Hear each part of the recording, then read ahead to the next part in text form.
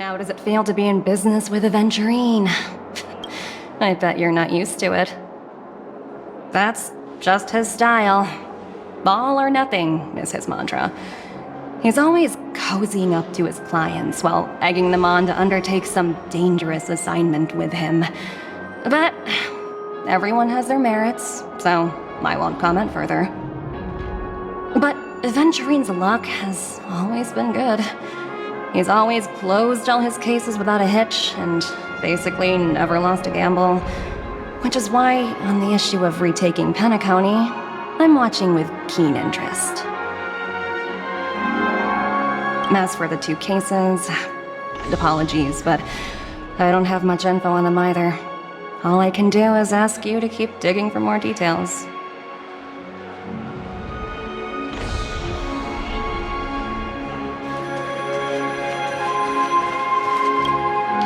We're carrying out our captain's orders. What do you want?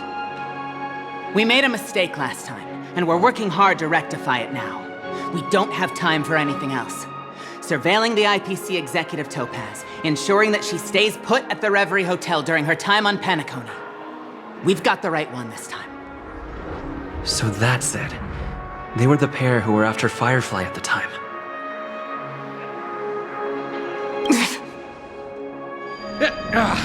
It's you again. Back for more trouble? We're not afraid of you this time. Well, spit it out. Stop bothering us if you've nothing important. So you know each other. Why do you keep running into people you've beaten up before? That's right. We're investigating a murder for the family. Can we speak to your captain about the case? Well... Hey! The security officer instructed everyone to shut their traps before he returned from Dream's Edge.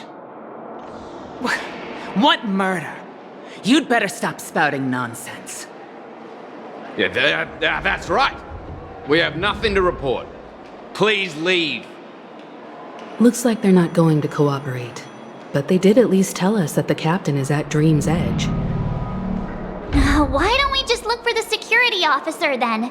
It's probably Gallagher, the one he mentioned, right?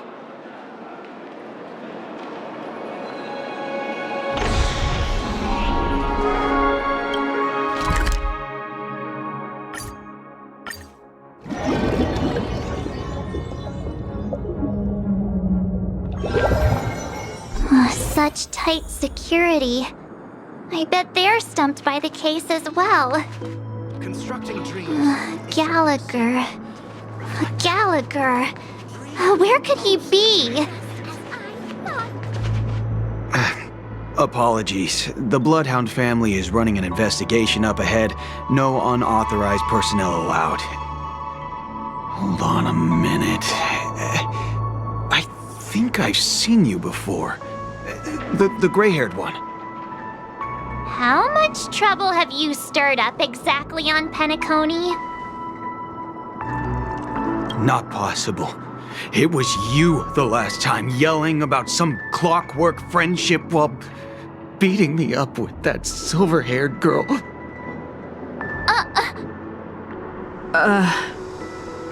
I'm not letting you get by this time. Please leave, or I'll have to get on my knees and beg you. Huh? What kind of heinous crime have you committed now? Hold on, sir. We have documents authorized by the family that would aid your investigation.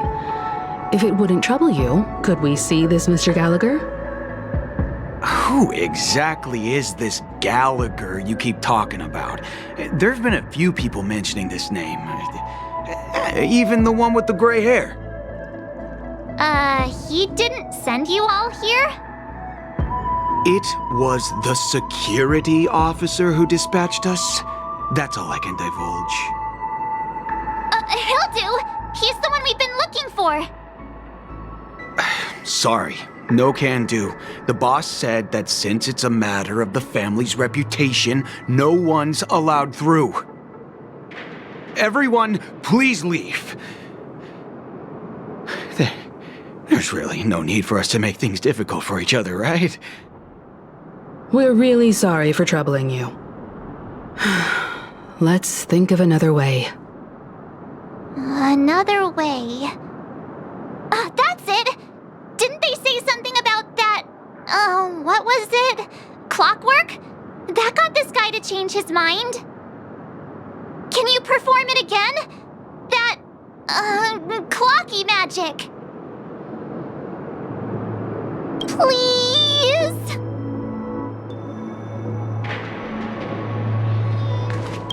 Sorry, no can do. The boss said that since it's a matter of the family's reputation, no one's allowed through. Everyone, please leave. There's really no need for us to make things difficult for each other, right?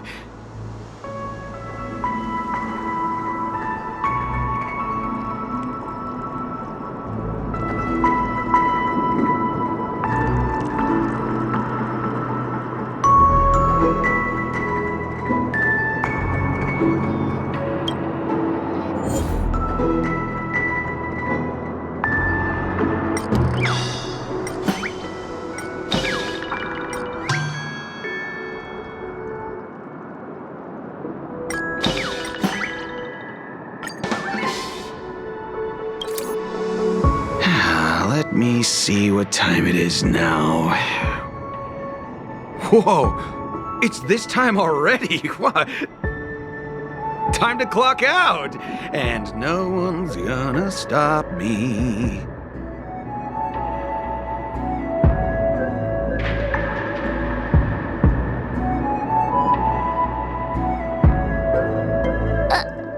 What?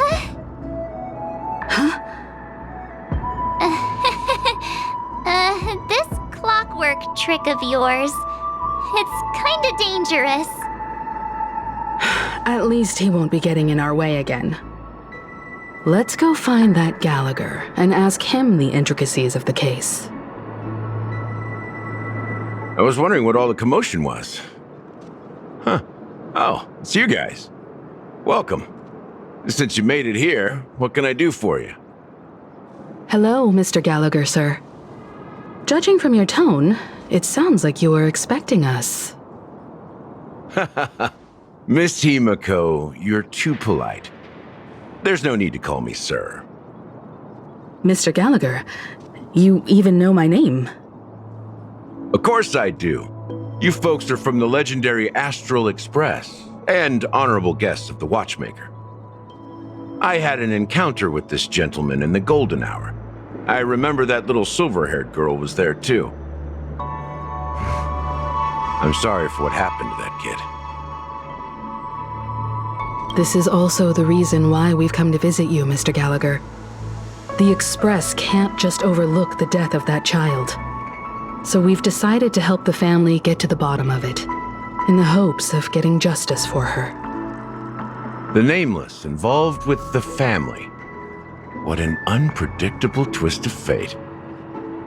Why? What's wrong with the family? It's nothing. On Penacony, everyone loves the family. No matter how much one resists the beautiful dream, when the time comes, they too will find it hard to let go. Who wants to leave a warm nest?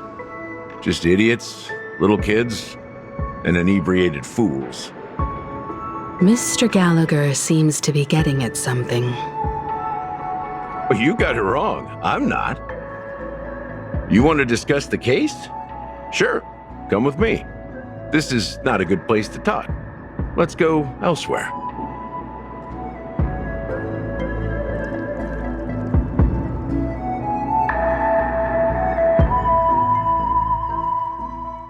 Even after that chilling tragedy, this dream is still running effortlessly. Other than the family of the Harmony, it's hard to imagine any other power in the universe that could sustain a building of such magnitude. The family itself is a huge, perfect building, like a living idol. Each member of the family sees themselves as a piece of the divine puzzle, revolving around a singular core and a shared ideal. Under their command, they loyally fulfill their roles, offering themselves while also receiving sustenance in return. Interesting analogy. Perhaps that's why Penacony's beautiful dream has persisted for so long. But the human body has its limits, and so does the Divine's. That doesn't sound like the kind of comment a Galaxy Ranger would make. Just pointing out the facts. Mr. Yang will definitely have a better sense of what's going on than I do. Why do you say that, Miss Acheron? The beautiful dream is crumbling. But not because of a particular eon, a particular faction, or a particular visitor. Its collapse stems from a certain inevitability of human nature. The family refuses to acknowledge this, and it has ultimately backfired and become a catalyst. As people immerse their souls in the dreamscape, where consequences and pain cease to exist, and only ease and pleasure prevail, they draw closer and closer to necrosis. Regardless of the perceived bliss, death looms as the inevitable conclusion.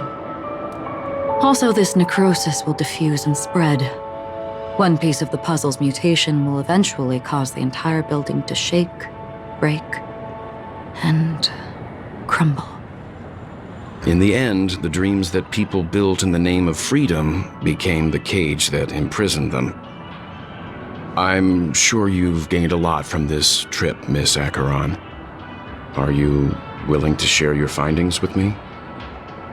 Of course. That's if I remember.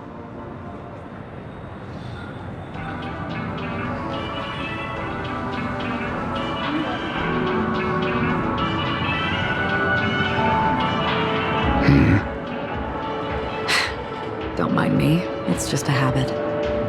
Owing to events in the past, I've become easily forgetful. It's only when this sword is unsheathed that those hazy memories start to become clearer. Take your time. That should do it. I vividly remember everything that occurred on Penacony. Ask away. The moment of daybreak. I've heard that's where the Dawn Factory, which processes the foundation of the dreamscape, is located. Behind the dreamscape's song and dance stand many imagination factories. Workers create all kinds of whimsical works day in and day out in their dreams. Then they return to reality and sleep on a narrow bed in a room. A far cry from luxury. They say it will suffice.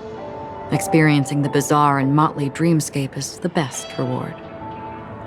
There I encountered a young woman who had just come of age, the perfect time to indulge in beautiful dreams.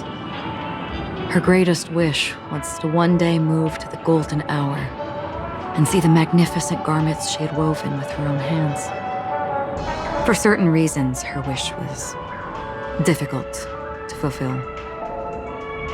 But I managed to bring her a garment. Gilded Hour. It's said to be Penacony's currency center. Yes. It is a fortress-like financial city, the economic heart of the dreamscape.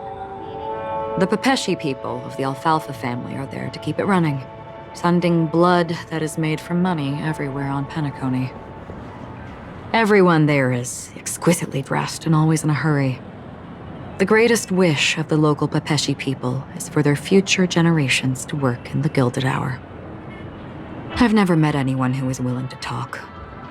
I could only stand at the crossroads, watching crowds of people hurrying like the wind through the jungle of steel, only to deposit the alfalfa credits that they'd earned into the bank's vault. I don't know if they would open the vault door, but before I left, I witnessed a well-dressed Pepeshi person plummet from the sky, while those around him continued on their way, unfazed.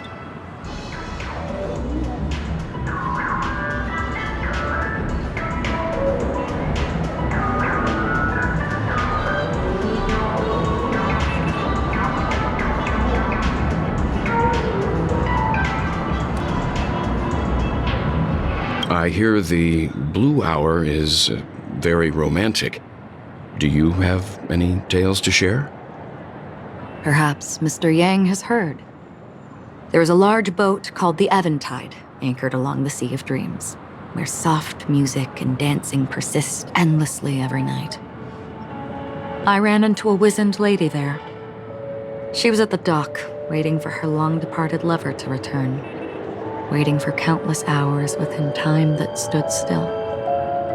In the humid sea breeze, she spoke of her own youth. Like many who desired wealth and love, they came to Penacony to pursue their dreams. Alas, her lover's consciousness was lost in the dark depths of the Sea of Dreams.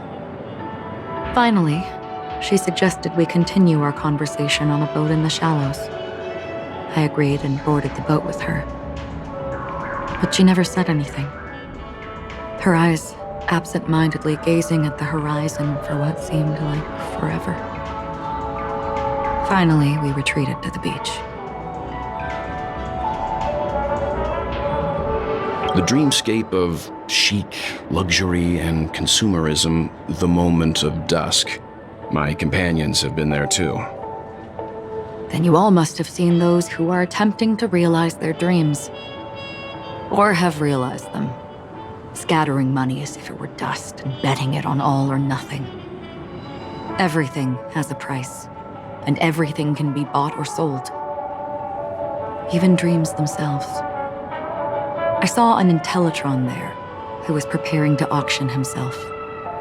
When someone wins a bid under stipulated periods and rules, he would do the buyer's every bidding, becoming that person's very possession. That Intellitron had been auctioned off a dozen times, and I participated in his 13th. That was the grandest banquet I had ever attended. But never again did anyone cast another glance at him. This time around, there were no successful bids for him.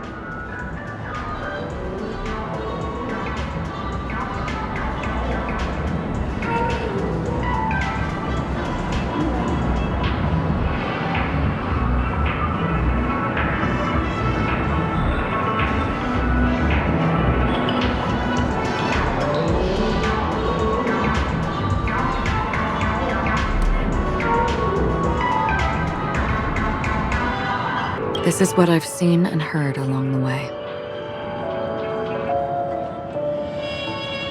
Someone once said to me, Penacony wasn't like this a long time ago, nor should it be. I've traveled through the reality and dreamscape of the planet of festivities, watched the tides of night rise and fall when time stopped for people, where the spirits of the rich and impoverished remain forever fixed on their own scales. This is why I think the collapse of the beautiful dream is inevitable. There might be a way to change everything. Perhaps.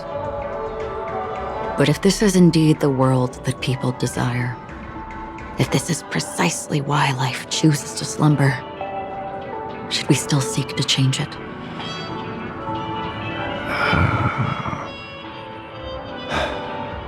Miss Acheron, now it's my turn to share a story with you. There was a man from my homeland who, at a time when the world was grappling with deep, unhealable pain, made a choice. He wove together the dreams of everyone in the world, linking people's dreamscapes, and shouldered this burden himself. From this, he created a giant, a spiritual atom. And since that moment, the giant stood between heaven and earth, becoming the pillar of the world's existence. As a price, those who found it hard to move forward, who could not advance, forever lost their future. They slumbered in a dream, devoid of disaster and pain, living out their days peacefully in the man's created utopia. And it is because of the wishes of those people who wished not to awaken that this spiritual atom became unbreakable. And yet, you stand here right now, which also means that man failed. Because people must always move towards the future. Even if human weaknesses make them pause when they truly cannot move forward, humanity will eventually seek a way to save itself. And that man, he was never a failure. Like everyone in that world, he etched the possibilities of human nature into his heart. He was the sun chaser of legend, soaring towards the sky and embracing his final victory with his fall. He ascended to heights uncharted, only to come face to face with the sun, a place not visited by anyone before. His wings would melt because of it, only for him to fall into the sea, and after that, countless others would surpass him, soaring to even greater heights. A fitting metaphor for the Nameless's trailblazing spirit. Thank you, Mr. Yang. I know what you wish to confirm. The universe has innumerable similar, yet different worlds. In these worlds, there are innumerable people who look alike, yet don't. I, too, have embarked on journeys, encountering old friends with familiar faces on different worlds, witnessing their destinies follow paths similar to mine. So I will tell you, even if not completely similar, the story you just told, it overlaps with my past. And within that abyssal dream, I ended that man's life. Alone.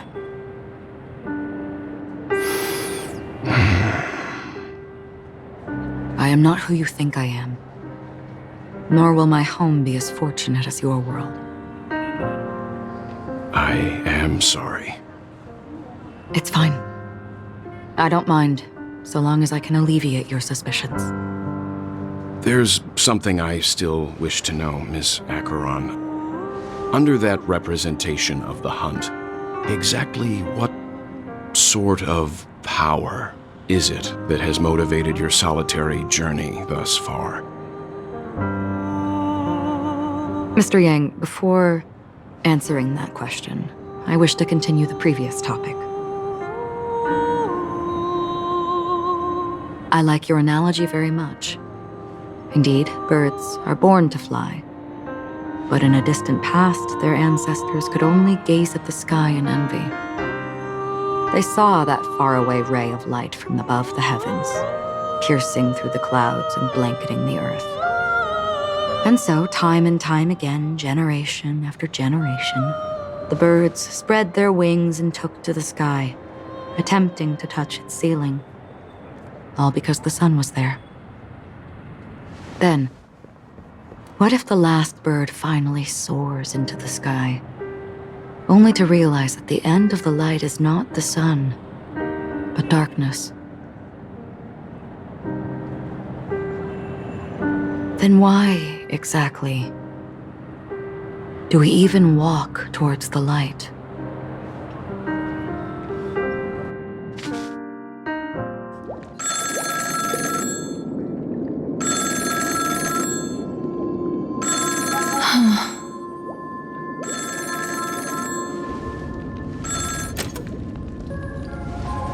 Long time no see. Having fun on Penacony? Acheron? This voice, it's not Constance. Could it be her companion? Though I don't know exactly what you are, or what you're up to, my bullets will find you. Until then, you best find a casket store on Penacony and ask the owner to reserve a good quality casket for you, imposter. Imposter? I see. She gave my whereabouts to someone who's tracking Acheron too. Who are you? Huh? Did I make a mistake? Who the fudge are you? I'm the Garden of Recollection's memo keeper. Not bad. This is the kind of tough challenge I like. You that imposter's bodyguard? Never mind. It's fine. I'll leave a round for you. So get that forehead clean and wait for me. I don't know what you're talking about, but you know Acheron, the Galaxy Ranger, yes? I have something to ask you.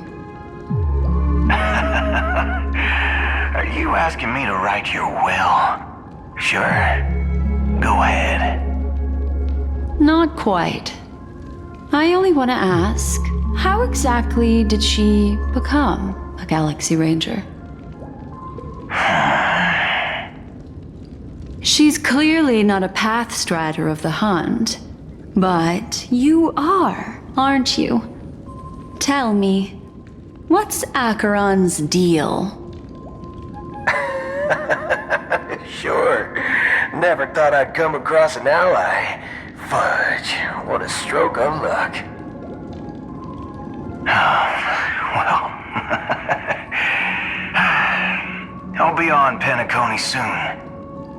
Memo keeper, go buy a bottle of Asdana's white oak and warm it up, and I'll raise a glass to you. That lady's passed. Well, nobody knows. But if all you want is a simple answer, sure, you best get a chair and take a seat. That woman, named Acheron, is an emanator who should not exist.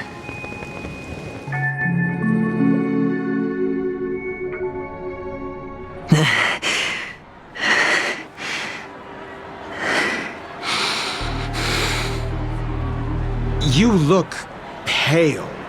Or is that also part of your act? I didn't think you'd have the nerve to show yourself. I thought this was exactly what you wanted. After all, I faithfully fulfilled my duties as you instructed. Just tell me if you can't hold on any longer. So, the genius of the Council of Mundanites wants to be my Undertaker now. What an honor. Yes, and I'm pretty sure the people at the Strategic Investment Department would love to be notified of your death in due time. But let's not forget, you won't be seeing them, because I'm the manager of this task. Great. Then tell your people that Aventurine is ready to go in 17 system hours. Oh, you've got a lot of nerve. How exactly do you plan on completing your task while your hands are tied by the Harmony? My conversation with Sunday convinced me that there's a traitor in the family, and that they hold the secrets of Penacony. So, I took the opportunity to set everything in motion. I even managed to recover the gift money. Things haven't gone this smoothly since I walked through the doors of the Reverie. Now I'm only one step away from victory. Let's just wait and see. Sounds like a very elaborate way of saying that you failed. That's all I can say. Have you forgotten, Doctor? You betrayed me. Go. Do what you must. I look forward to the sight of the IPC fleet surrounding Penacony. You've achieved what you desired, haven't you? That's true, but what's your plan? Did you conceal an orbital support beacon in that gift money bag? Well, who knows? Maybe that's why I'm handing out cash even when I'm about to bite the dust. You are indeed a gambler. An insane one at that. Maybe I am. Who knows? Fine. Here, take this. Open it when you're on your last legs. You'll thank me. What's this? Medical advice?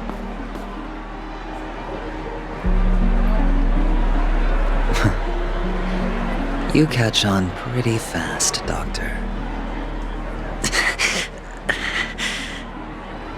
Asking me to solve a case without giving a single clue. How typical of you, you wing-headed scoundrel. But the way you're all on edge about that stowaway, it's just as I guessed it would be. As for now, let the rain of wealth from the IPC fall evenly on everyone.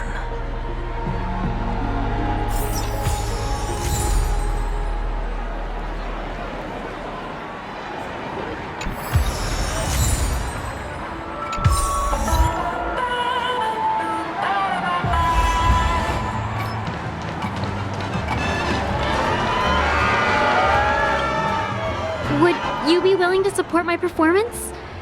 And keep the Song of Beauty alive in the cosmos? Wow, how fabulous! But why would you give such a wonderful gift to a random stranger like me? Well, you see, I can't bear to see anyone in this sweet dream suffering from poverty. That's incredibly kind of you. Thank you so much, sir. If you ever get the chance, please, feel free to come by and indulge in my singing. Sure thing. Oh, by the way, do you happen to know anything interesting about death? Death? That's a pretty scary topic, and it doesn't really match the mood of this sweet dream. Oh, you see, I'm a tabloid reporter collecting ghost stories in Penacony. As you know, the more chilling the stories, the more attention they get. Maybe you could help me out. Well, if you're up for some gossip, it's not about death, but there have been some rumors about a guest at the Reality Hotel who fell into a deep sleep and didn't wake up. It was like they were in some sort of coma. Nobody knows what caused it, but luckily the customer eventually regained consciousness. Well, all customers are under the protection of the family, after all. Thank you. This will make for a very juicy headline. May Shibe protect us. Unexplained coma. That's actually what happens to your body if your brain dies in a dream. But unfortunately, the customer ended up waking up in the end.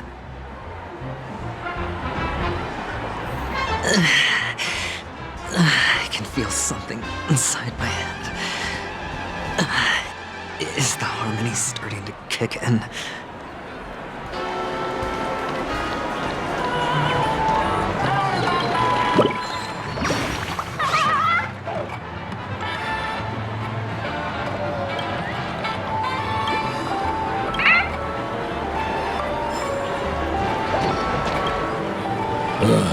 The world has truly lost its way.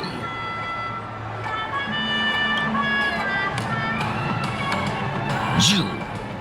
Wait. I get it now. This is some sort of prank show, right? You must have some cameras set up around here to film yourself doing good deeds, right?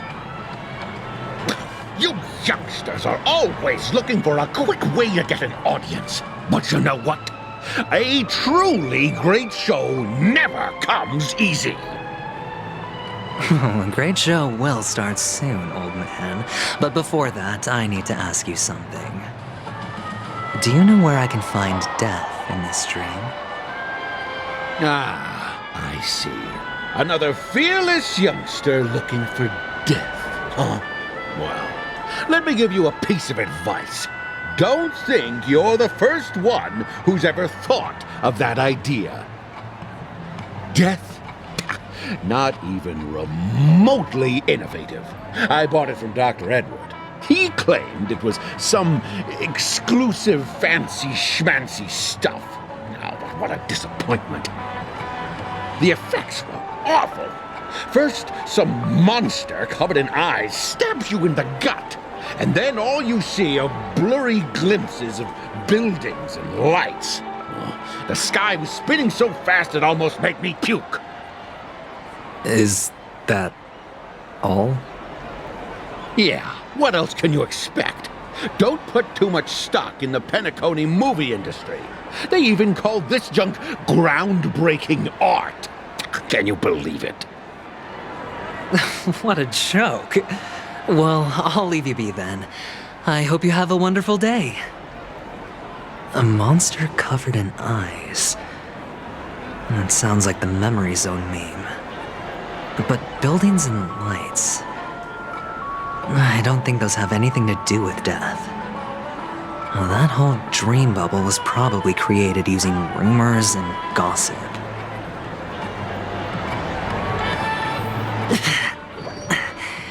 The disturbing voice in my head.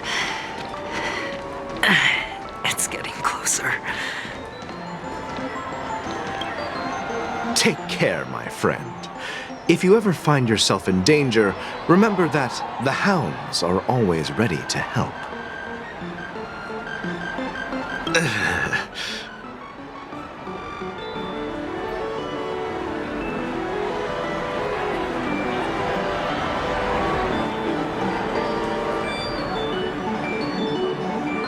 You don't look good, my friend. If you need assistance, I can contact the hotel and have them wake you up forcefully. That won't be necessary. I have some business to attend to. But thank you all the same. All right, then. If you ever need help, don't hesitate to reach out to us hounds. Well, actually, I do need a favor. As the most outstanding hound in Penacony, have you come across any stowaways recently? Stowaways? How could there be stowaways in Penacony? We've never had anything like that before. All right. Good luck with your work then. What was I even thinking? Family would never share intel with the IPC.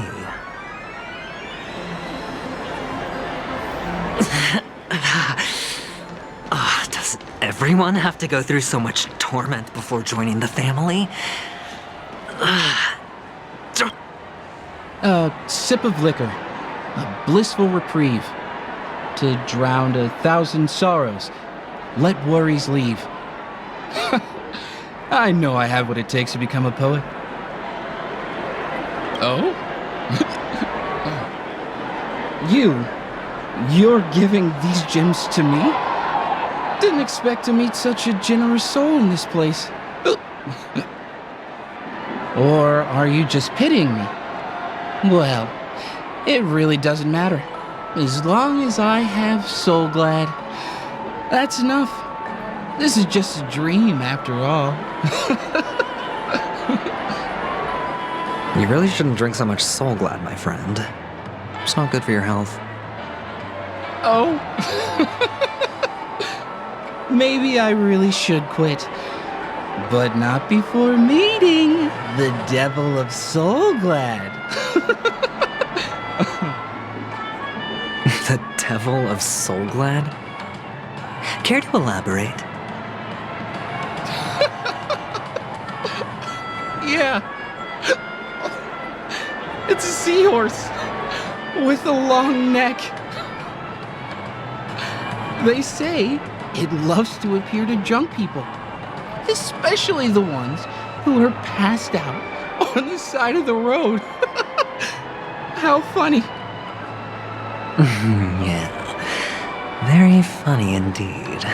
Thank you.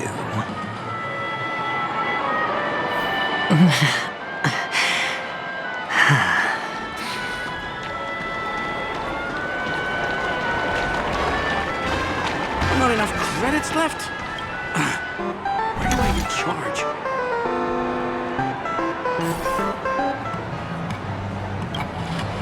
You want to talk to me?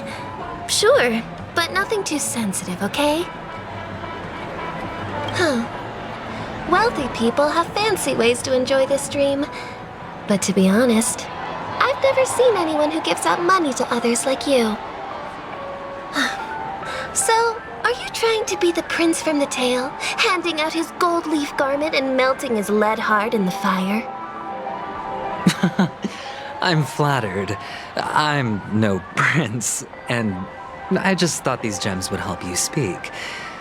So, as an investigative reporter, maybe you've heard something about death?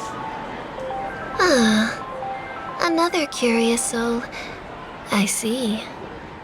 Well, that was actually the topic I was most into when I entered the industry. But my boss shut it down. How did your boss talk you out of it? Well, she simply said, covering baseless urban legends like that would make us look like some third-rate tabloid. I thought about it, and she had a point. Reporting on stuff like blowing out birthday candles and getting spooked by nightmare ghosts isn't exactly professional material. Guess she's got a point. Thank you for sharing.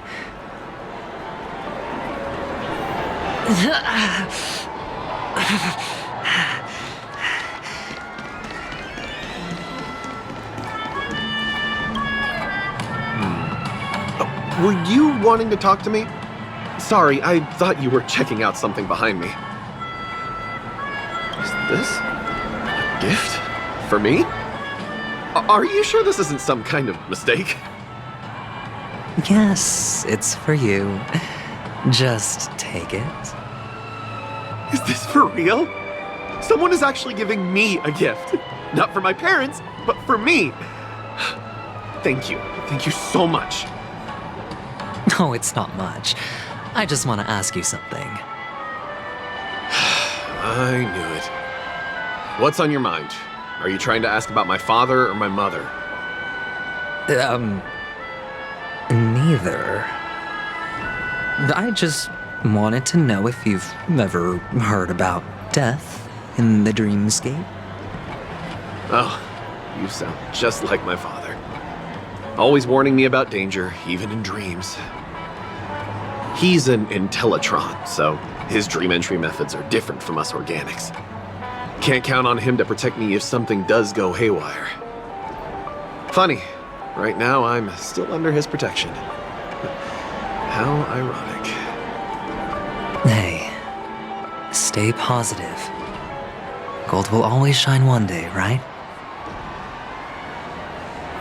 The Devil of Soulglad, Dangers in the Dream, and Nightmare Ghosts. Well, surely death is a popular topic in this sweet dream granted by the family. Well, I've collected a bunch of rumors, but no useful clue.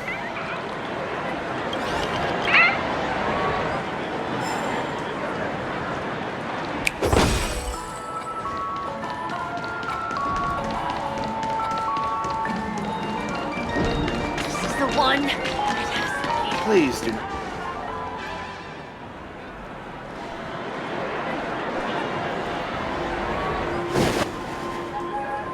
Remember what I said. You Sigonians are better off hiding in the sewers. Look at you, snooping around and sticking your nose everywhere. Is the smell of death so enticing, my fine fellow? Oh, it's you, masked fool. I should have guessed it. You're the imposter who appeared on TV after Robin's death, right? I heard you got caught by the family. I gave you a clear clue.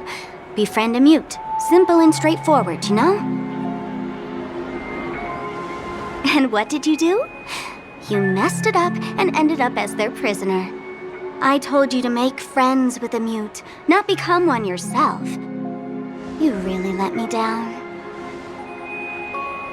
What do you mean? You know better than I do. Who watched the little songbird that couldn't sing perish right before their eyes? You did, Blondie. No, I mean... What did you mean by becoming one myself? Well, it means you'll soon end up like her, unable to speak ever again.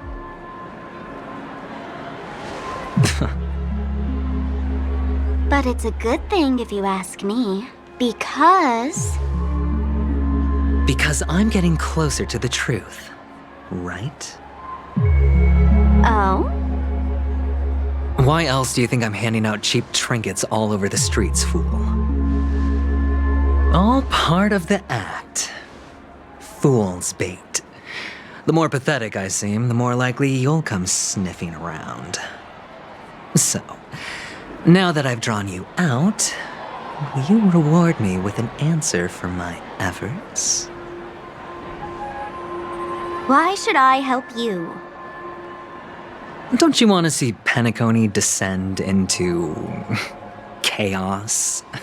Well, I can make that happen. I just need an answer to one question. Back then, when you asked me to find a mute, did you really mean Robin?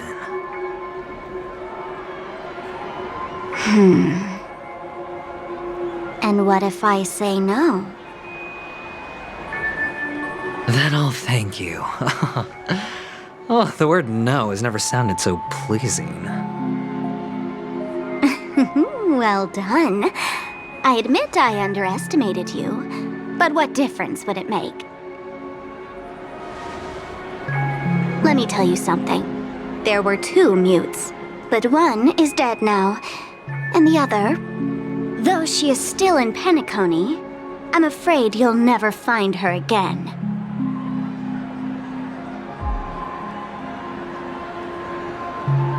Now I'm completely sure that I was on the right track from the beginning and never strayed, fool.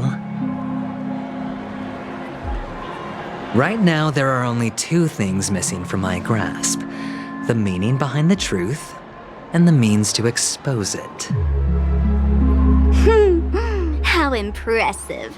That's quite a fancy way of saying I haven't learned anything so far. Not exactly. I've gathered enough clues to prove its existence, and that's enough for me. As for the answers to my questions, I'll find them within 16 system hours. Oh, really? Only 16 system hours? Well, let me lend you a hand. Here you go. This is my precious, mutually assured distraction button, and I have one just like it. When either of us presses it, the other and the whole of Penacony will go up in smoke. If you're really so desperate for the IPC to take over Penacony, blowing up the chessboard isn't a bad idea. Start from scratch. That's where the IPC excels, right?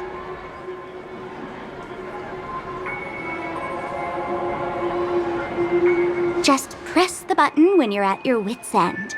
And of course, feel free to reach out to me for my hospice care, too. Oh, deadly button, huh? Well, I guess the family didn't take your threat seriously at all. Otherwise, how on earth did you manage to bring it in here?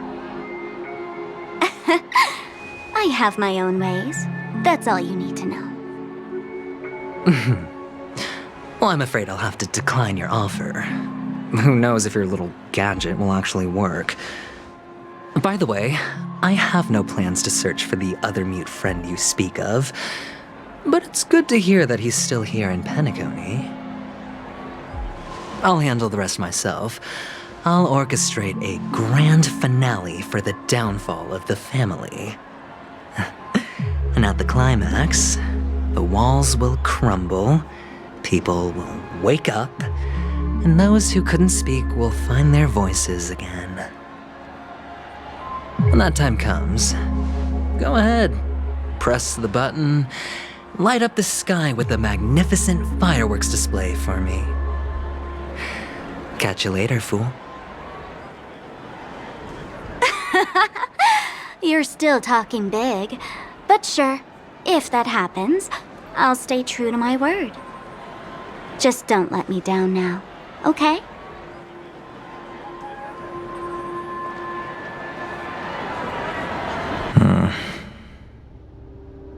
So, number 35. You're back. Like your new lucky charm? Can a commodity code really be considered a lucky charm? Silence! I didn't give you permission to speak, you Sigonian hound.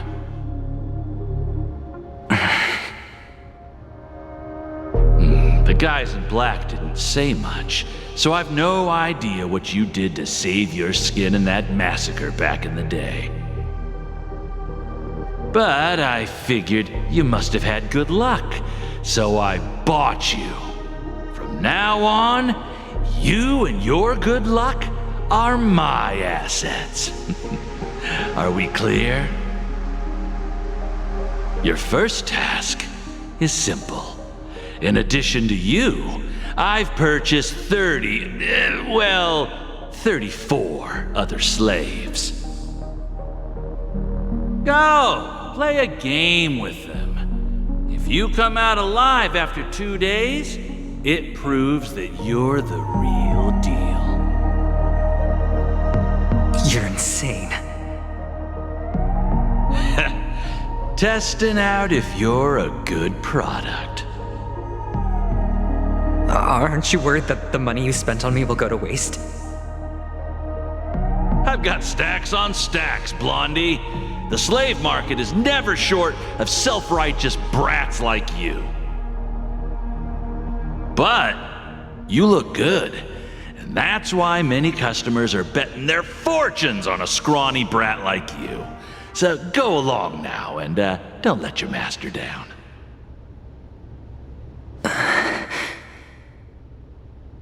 How much did you spend? What? My price. How much did you pay for me? Huh. You really want to know? Well, it was 60 tanba. No more, no less. I'll take my chances. 30 tanba. If I come back alive, you'll give me 30 tanba. Deal? Are you trying to strike a bet with me? Oh, you've got some guts. Yeah, sorry, but that won't do. Don't forget your place, slave. You're not qualified to be at the table. You're just a chip. A life thrown away in someone else's hands. Either you come back with more chips for your master, or you never come back. It's all or nothing. Don't embarrass me, my lucky hound.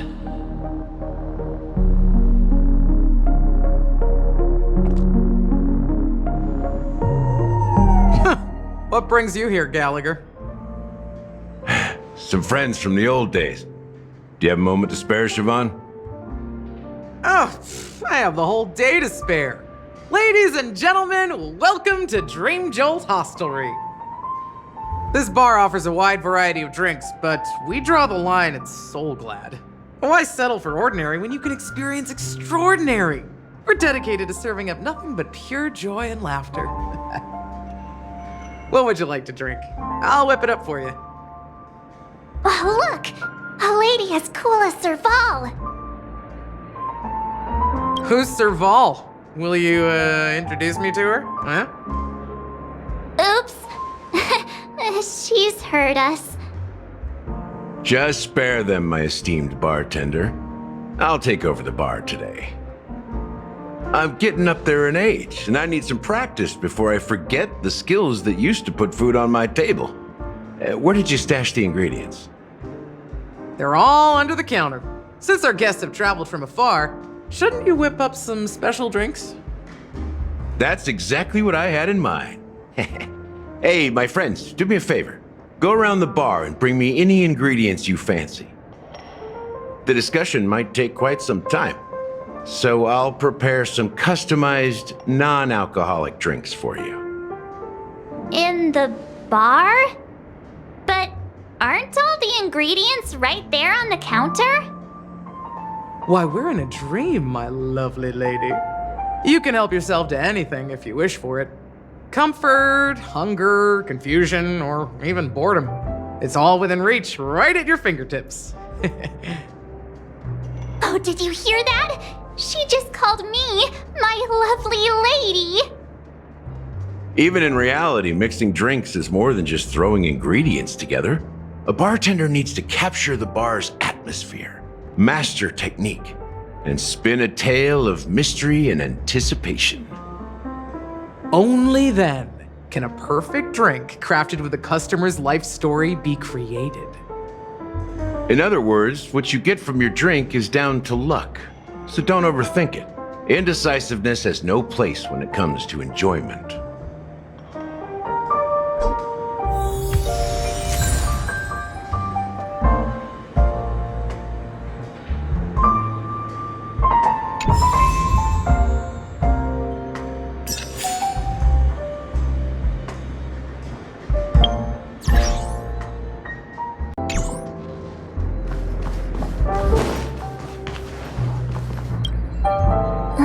Can this be used for mixing drinks? Oh, and there's a note underneath. Exchange with your precious things. Oh, what should we exchange for it? And who should we give our stuff to?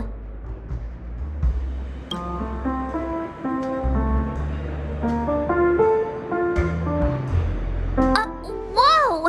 The words on the note are changing. Happiness belongs to the noble. Does this mean we can take it?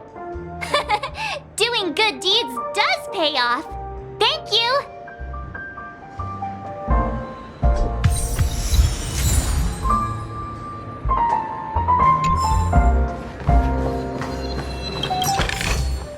Is that all?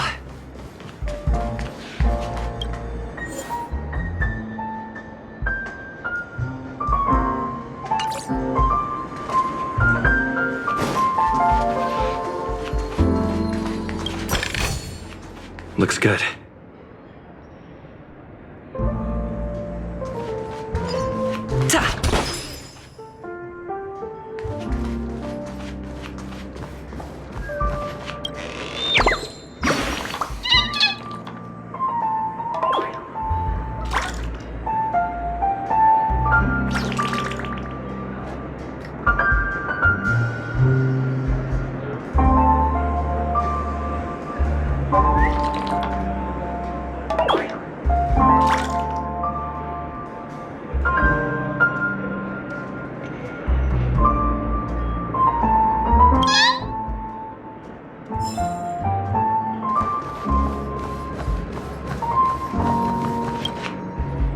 Check out this bottle!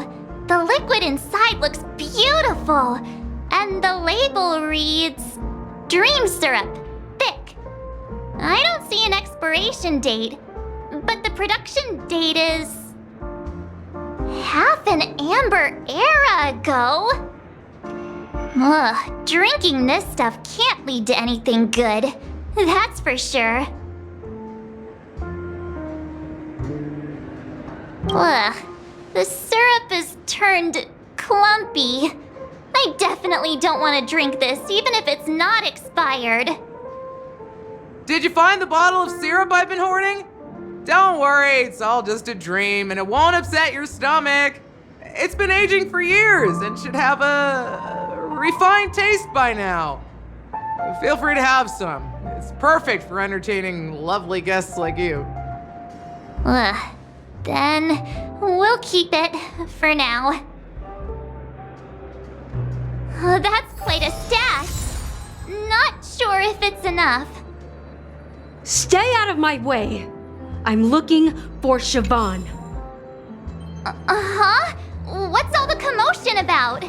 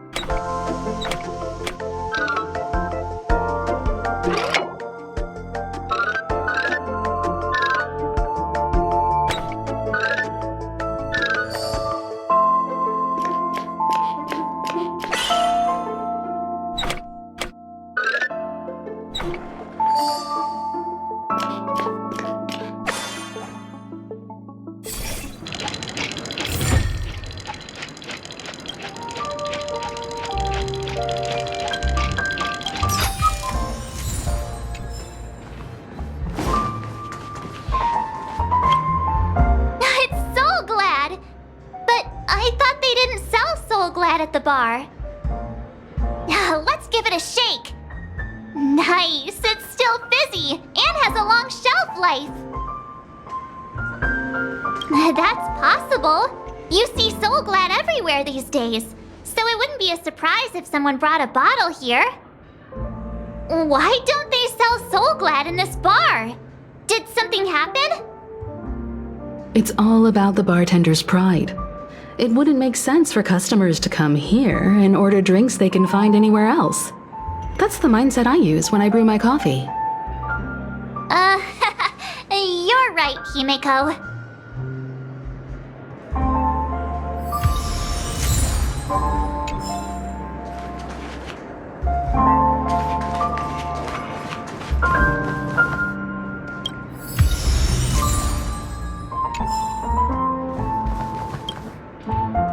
Hey, look at all these chips scattered everywhere. A few days ago, an actor from the Iris family came. Caused a ruckus with Siobhan. Those chips must have gotten scattered during all the chaos. Nah, it turned out to be a landslide victory. That being said, opening a bar in this place, filled with monsters, is quite a feat. Siobhan must have a lot of tricks up her sleeve, right? You'll have to ask her yourself to find out. But I have a feeling she won't budge unless you impress her with an incredible drink.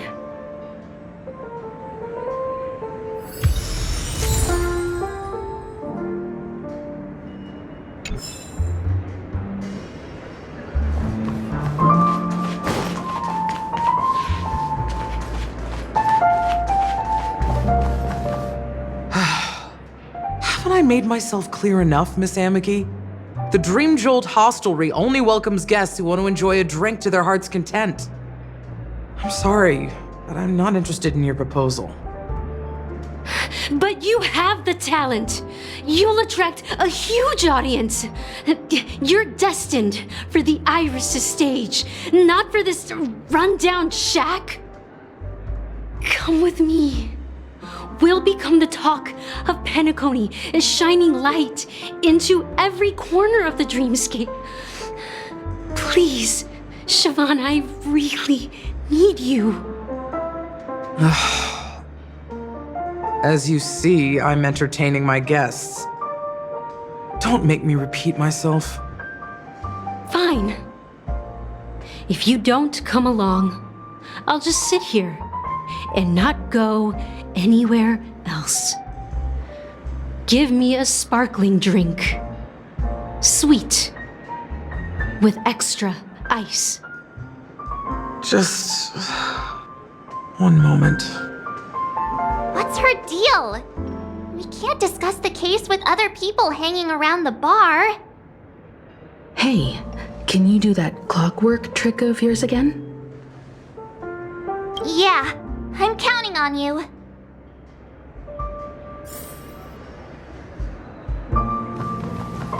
You're one of Siobhan's guests, right? What can I do for you? If you're here to convince me to leave, please stop it. I'll never leave until she accepts my proposal. I just don't get why she won't leave this place. This rundown shack with no customers whatsoever.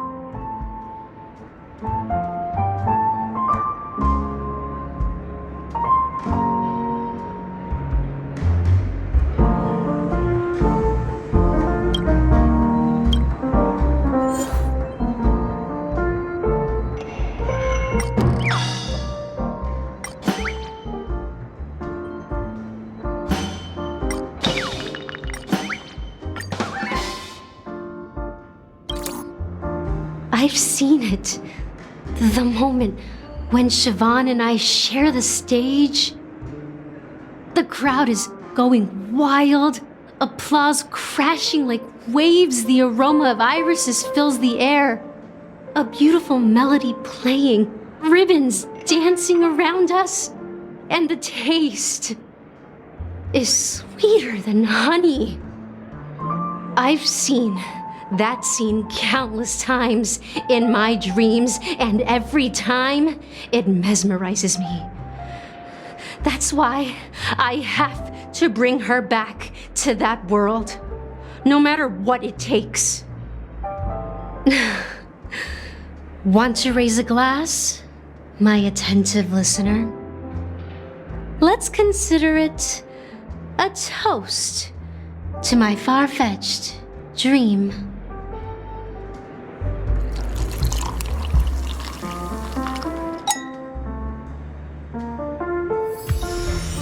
She's still not leaving. Maybe I'll have to try again.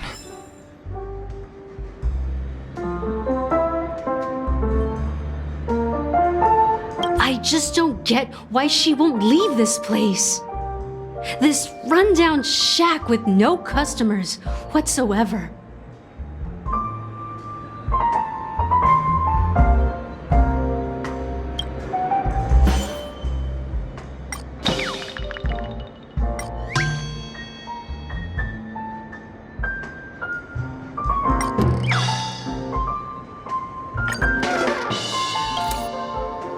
Those darn Irish jerks! They're the ones who forced Siobhan into hiding here, running this pesky bar. It's all their dirty scheming. I get it now. She's not leaving because she doesn't want to run into them again. I can help clear the way for her. I can do her a favor. I'll go back and write a letter to the Dream Master exposing the crimes committed by the Iris family. Siobhan will definitely appreciate it. Things might get out of control if she gets any angrier. I need to come up with another plan. I just don't get why she won't leave this place. This rundown shack with no customers whatsoever.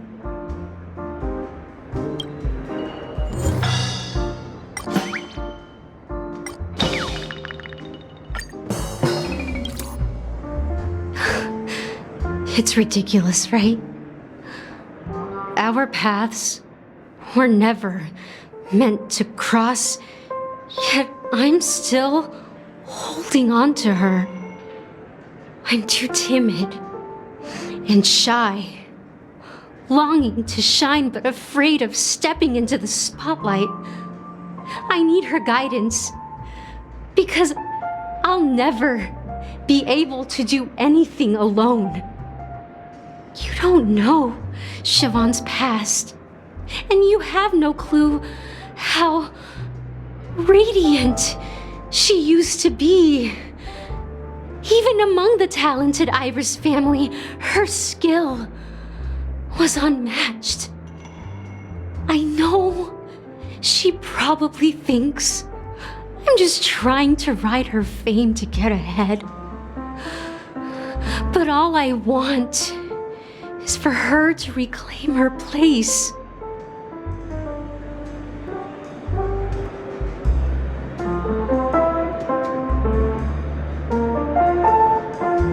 Well, talking to you has got me feeling a bit down. My thoughts are swirling, making my mind clear, and bringing tears to my eyes. Maybe I should find a place to reflect on what Siobhan truly means to me. Here's the payment for the drinks. Please, pass it on to her. I'm leaving now. Amaki has left? That's good for her. Radiant dreams may be enticing, but they're nothing more than dreams. Her drink is on the house. Please keep the money. When you're ready, go to Gallagher. I can tell he's itching to show off his skills.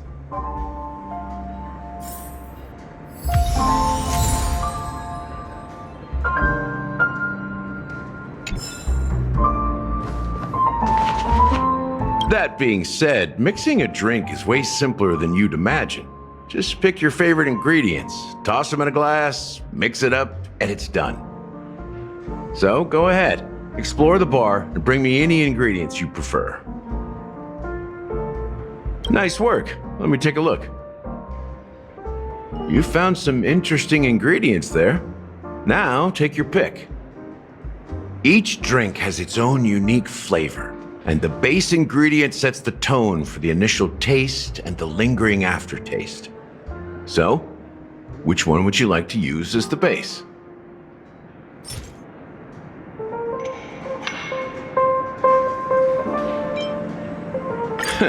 You won't find a sweeter drink anywhere in Penacony, and that's what today's dream seekers crave.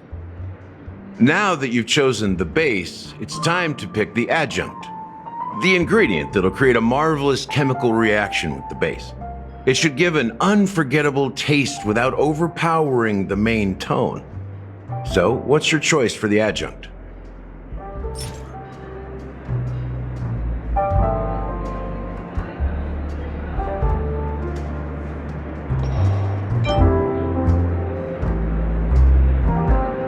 Bright future. A taste that's been a long time coming.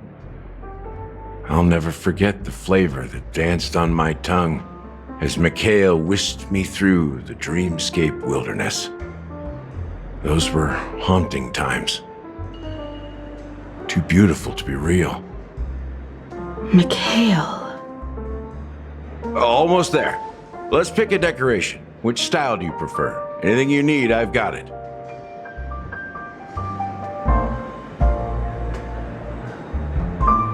The IPC's favorite. Ambitious, aren't you? Well, it's done. Here's to you, Dream Seeker, with this glass of El Dorado. To golden dreams. Well done, Gallagher. You're not over the hill yet. So, are you satisfied? Oh, the flavors!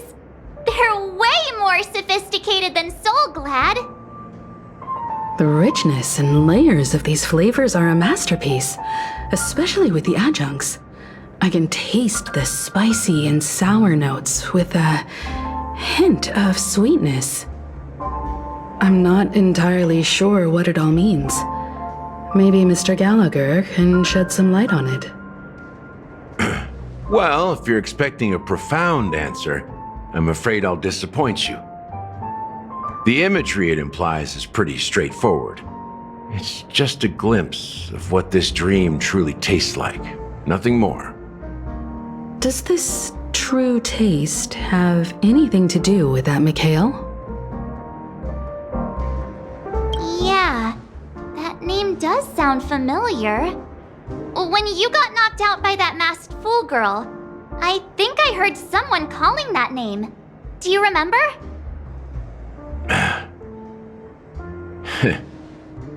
was right about you. You guys seem to know quite a bit, and now there's no reason to hide anything from you anymore. Let's dig deeper into the case, and of course, I'll tell you a story about Mikhail. Alright, let's start with what we know based on the clues the family has. It seems that Firefly isn't a local or an invited guest. In other words, she's a stowaway. She managed to fool me at first. My age must be getting the best of me. But here on the planet of festivities, stowaways are a common sight. You're bound to run into one sooner or later.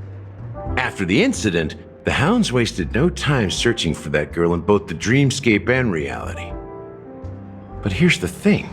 We only received bad news, and the trickiest kind at that. She simply vanished, leaving no trace in the dreamscape or reality, as if she had never come to Penacony at all. Huh? Does that mean... That's impossible. The problem now is not that she's dead, but that it's as if she had never existed in the first place. Let me be frank. This case, actually, is unlike anything the Bloodhound family has dealt with before. Dealt with before? So, death does happen in Penacony, if I understand correctly. You've witnessed it, so there's no need to hide. Even the shiniest city has its dark side. We're all adults here. Surely I don't need to explain too much to you. Confronting the family based on that alone would be naive. Death may occur in sweet dreams. So what? Such events are highly unlikely and only affect a tiny number of people. If you really want to delve deeper into this case, you need to understand the true problem with the family. I guess it's time to tell the story of that Mikhail. You're very perceptive. The Astral Express has received that music box too, right? Do you know the secrets it holds? There's a message. Witness the impossible in the realm of dreams. Find the legacy of the Watchmaker, father of Penacony, and thus the answer to the question, why does life slumber? That's the exact wording. Hey, why are you laughing? Wait, did you write it? It's quite poetic. No, but I'm the officer in charge of this case, so how could I not know? I'm sure you must have noticed that this message didn't come from the family. You might have even guessed that the relationship between the family and the Watchmaker isn't as close as it seems. That's just our speculation. Actually, it's hard to believe that the father of Penacony and its actual managers are at odds. Now I can assure you that your speculation is absolutely correct. The family has considered the Watchmaker an enemy for a long time, but the hounds haven't been able to track him down, as he seems to be living only in the characters and stories he created. Let me ask you a question. Have you ever wondered why the family allowed the Watchmaker to send out such a ridiculous message to the outside world, inviting you here and causing chaos? So, you want to seize this opportunity to expose the Watchmaker? Well, now you understand why the Oak family authorized the Nameless to assist in the investigation, but kept you in the dark, right? Because the Watchmaker is not the legend of the land of the dreams at all. He's the most shameful stain in the history of Penacony, and he's the root cause of all the anomalies in the dreamscape. You don't get it? Well, I mean, Mikhail, the betrayer of the family, He's the watchmaker.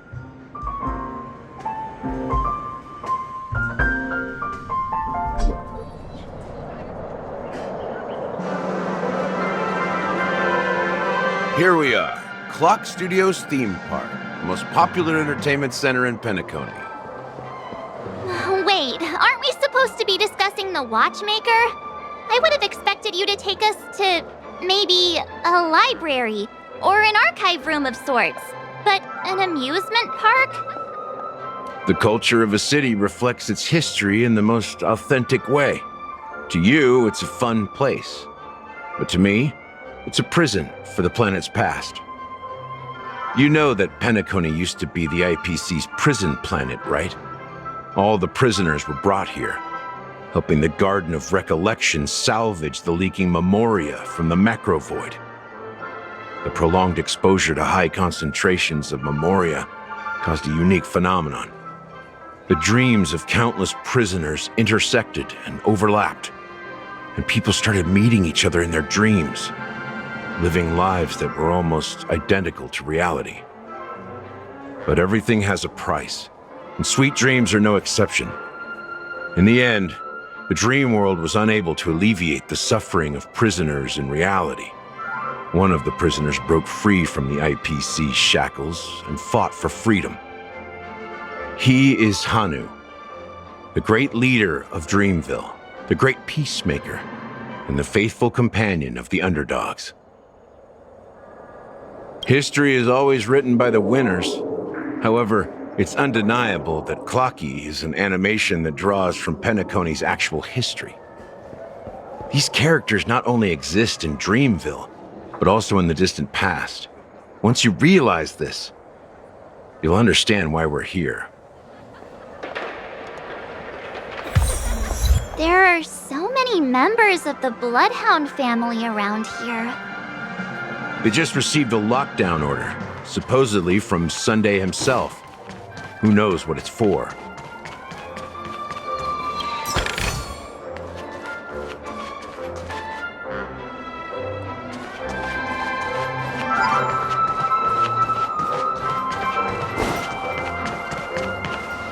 My friend, have we met before?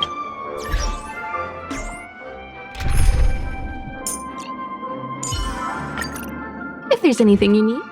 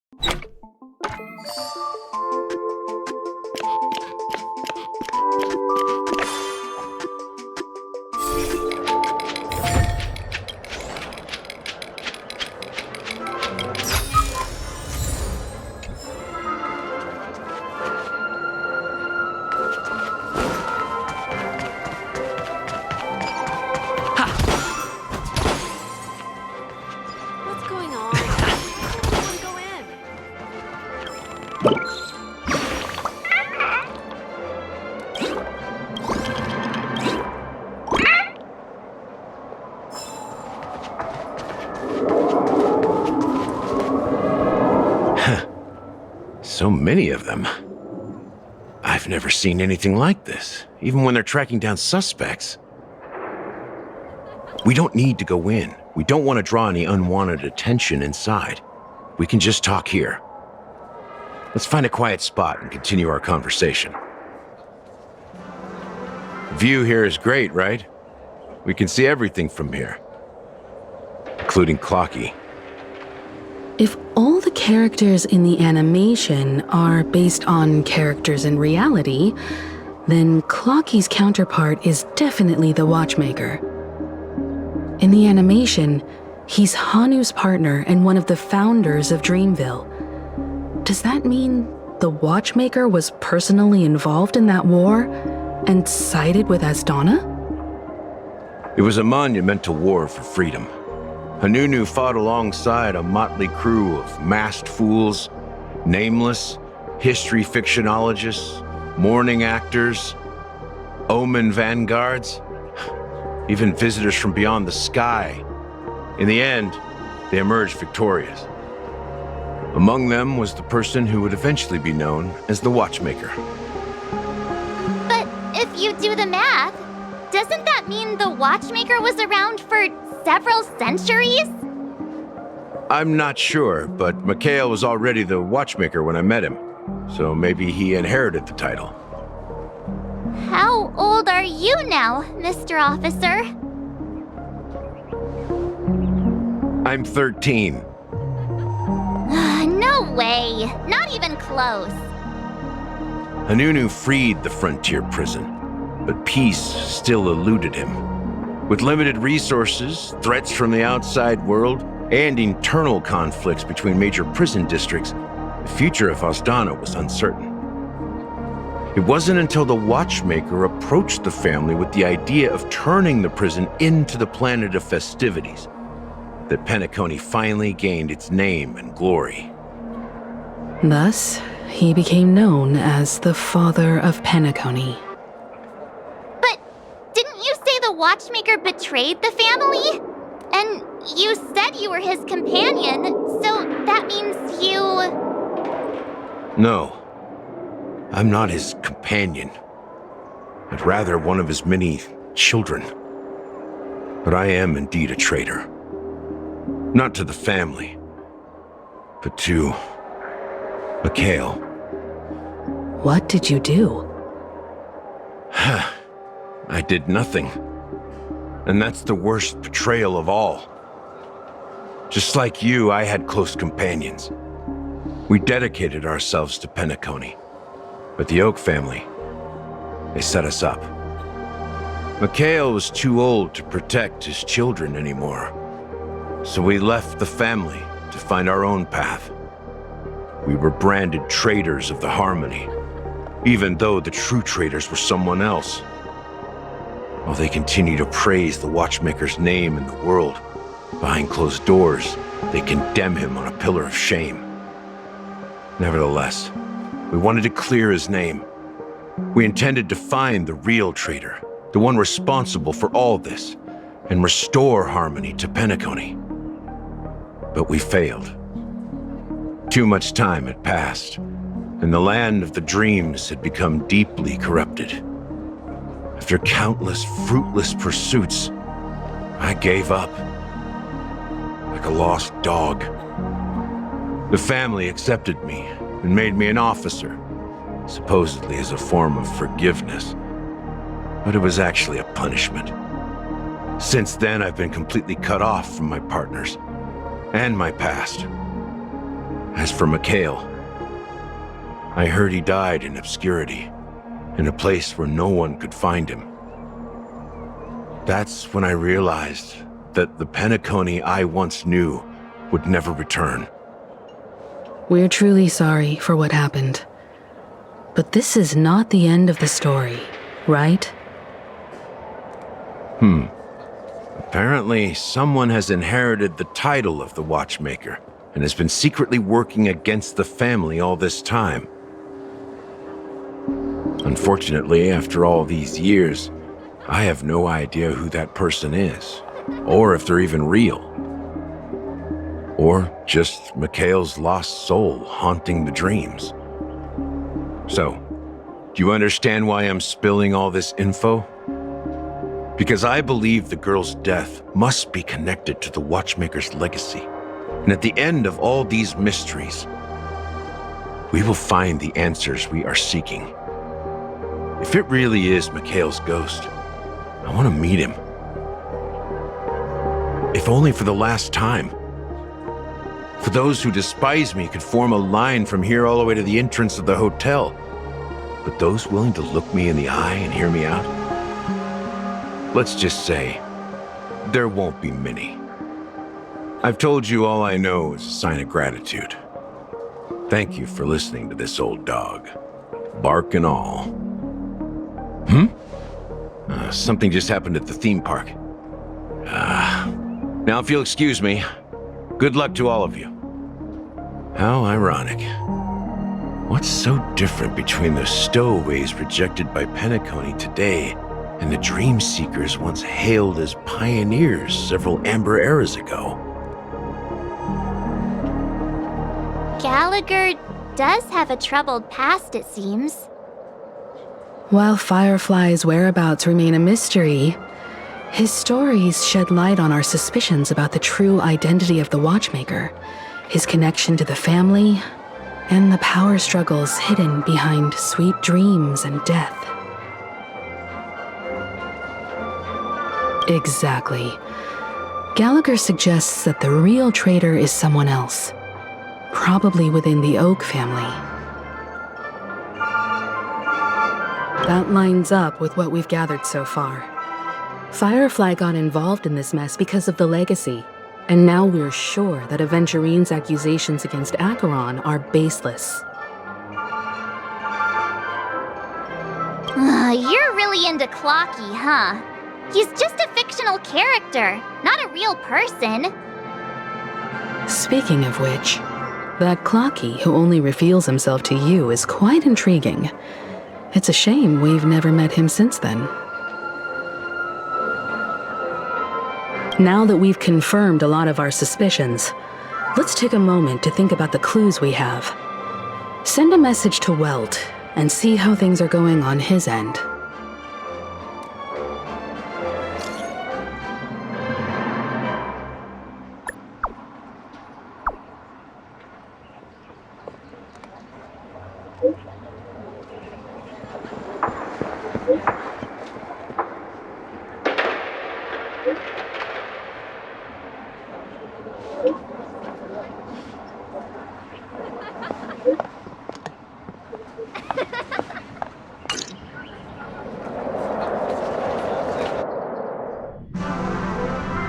Are your companions worried about you?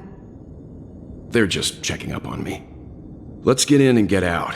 Seems they've made some progress. Looks like we're about to enter the depths of Dewlight Pavilion. It's been a smooth ride. Almost too smooth for a heavily guarded mansion. Let's see if there's anyone waiting to greet us.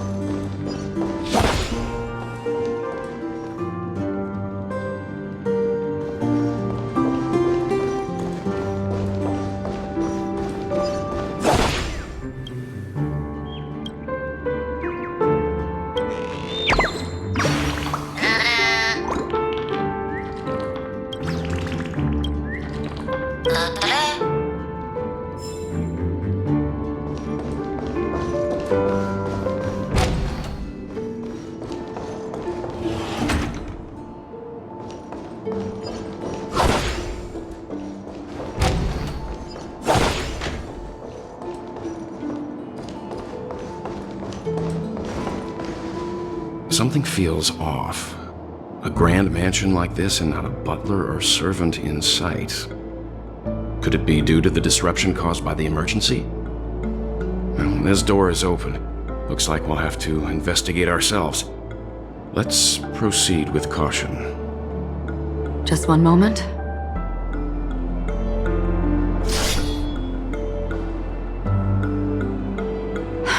Light. I've made myself less noticeable.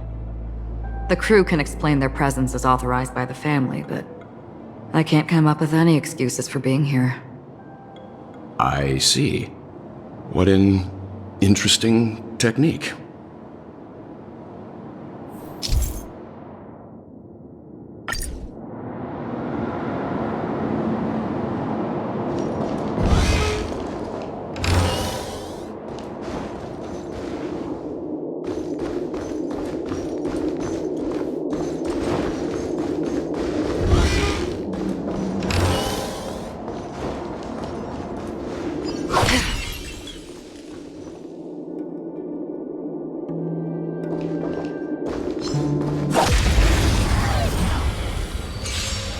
You won't get away.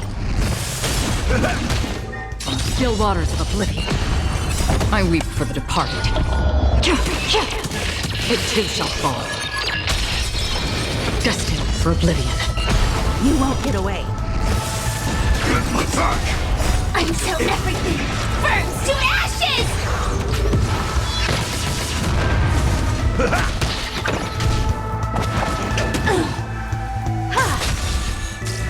Fight to live!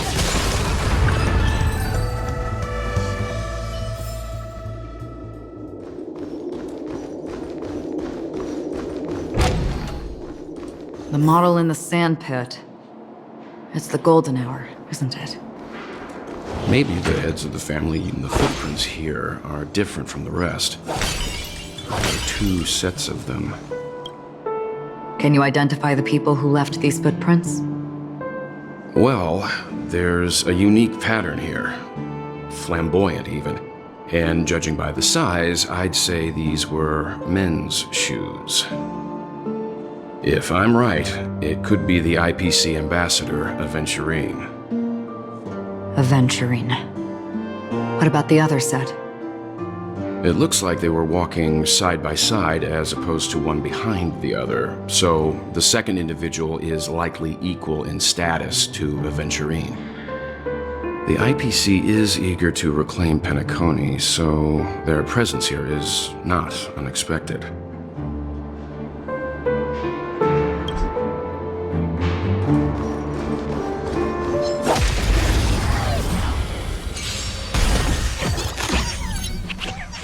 You won't get away.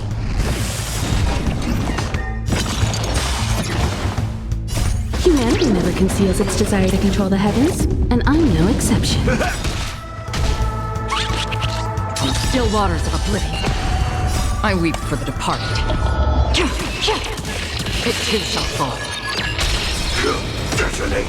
Until everything burns to ashes!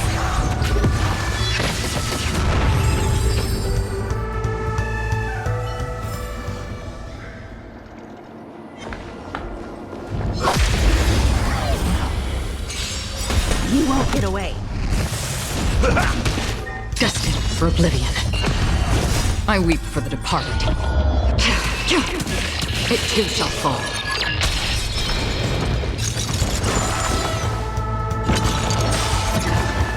From still waters of oblivion.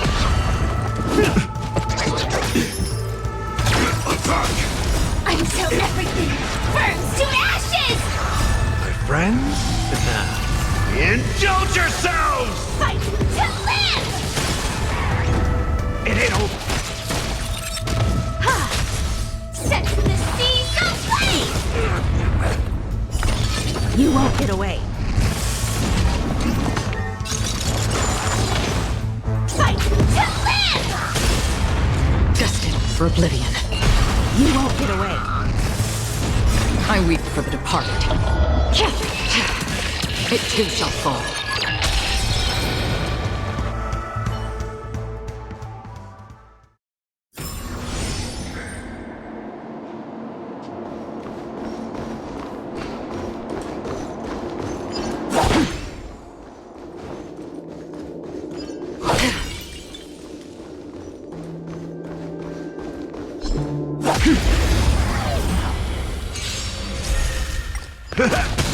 From still waters of oblivion, You won't get away. Detonate! Until everything burns to ashes! I weep for the departed. It too shall fall.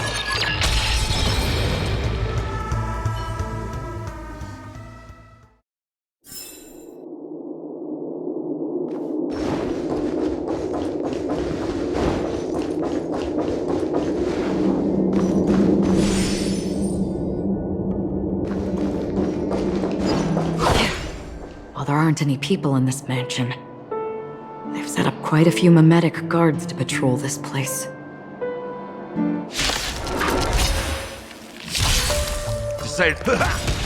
Destined for oblivion.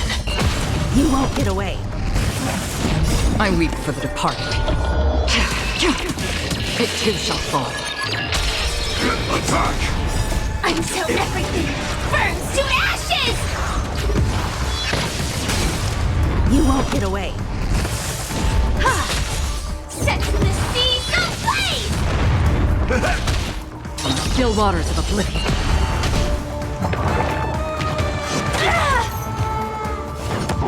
Attack detected!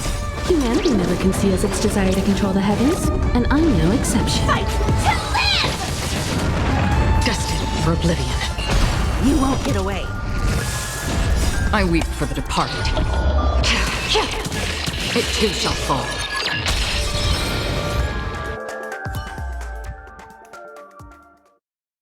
Look, it dropped something. A note. Looks like instructions from the butler for the other servants. Seems like the mansion's entire workforce were assigned other tasks before Robin's death. It must have been a big project to require that much manpower. The Charmony Festival, perhaps. But no matter what their main priorities are, there should always be someone left at the mansion, right? So you're saying someone deliberately cleared the place out? Yeah, but I don't know why.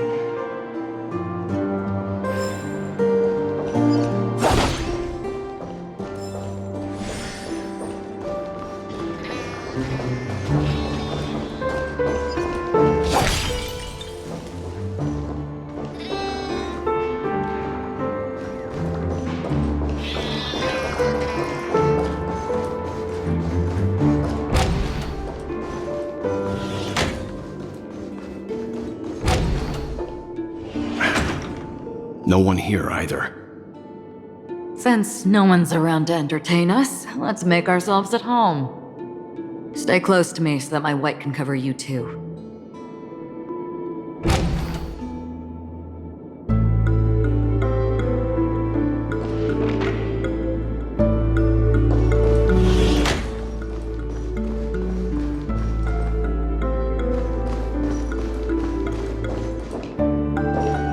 This light cone is securely guarded. It must hold some important memories. According to Robin's interview, despite having performed on so many grand stages, her favorite performance was a pretend show she put on with her brother when they were just kids. I wonder how their relationship is now. Growing up brings gains, but also losses. Yeah, time has a way of smoothing things out. The beautiful dreams of youth will eventually fade away.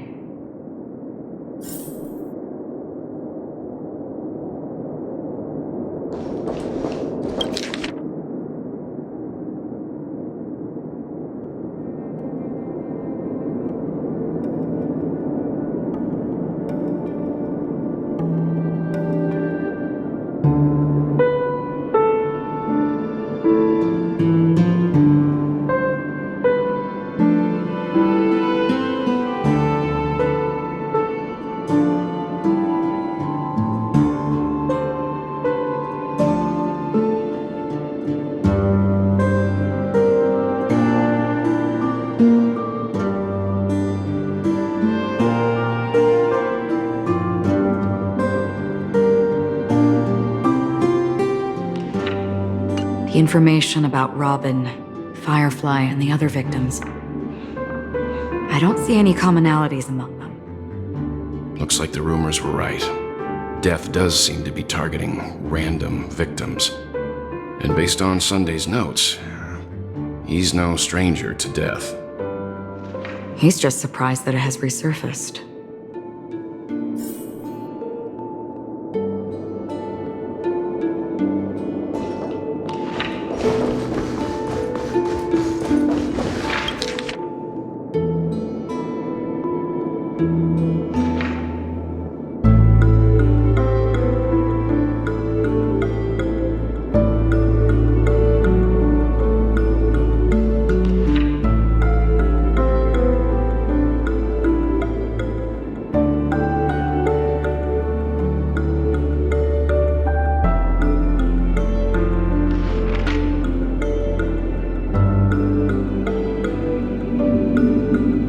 As soon as I and the rest of the crew arrived in Penacony, Mr. Sunday and Robin showed up to greet us. I remember hearing something unusual in her voice, and now it seems I was right.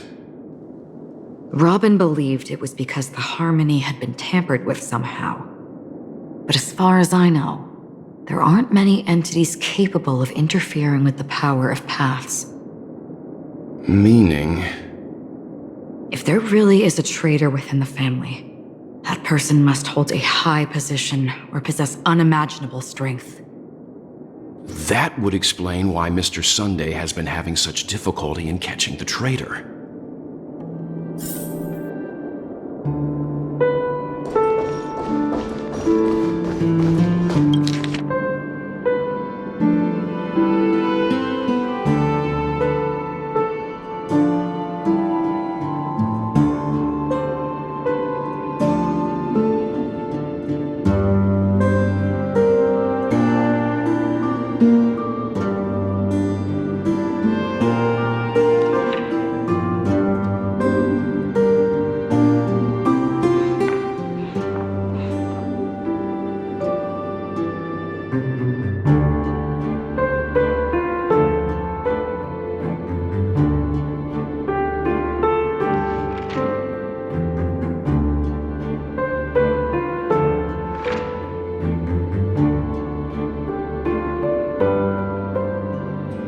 Mr. Sunday has done some serious research on his suspects.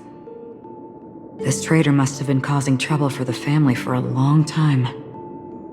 They all seem to be insiders, but I haven't met any of them. Huh? Wait, these characteristics. What is it?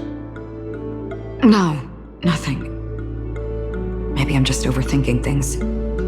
However, if this traitor really exists, could they be responsible for Firefly and Robin's deaths? Perhaps that's why Sunday is taking this matter so seriously.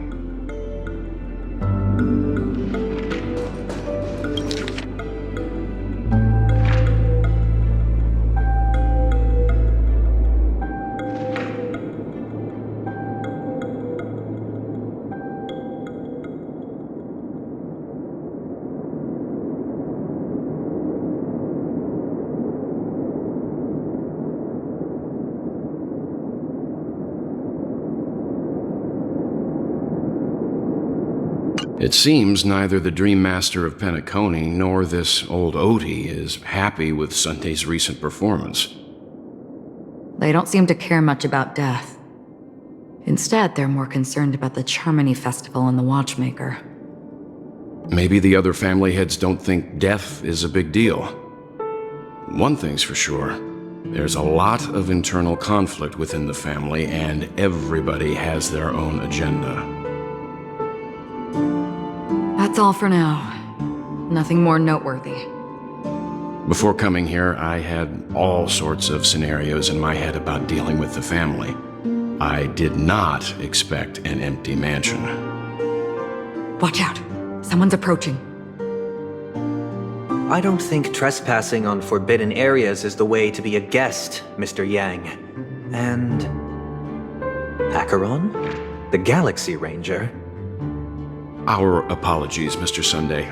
Nobody came to greet us, so we entered without permission. I hope you can forgive us. But even if there's no one to greet you, you should wait for the host. don't you agree? Even without the famous Galaxy Ranger. As far as I know, the crew has officially accepted the family's commission, so coming here will be unnecessary for you.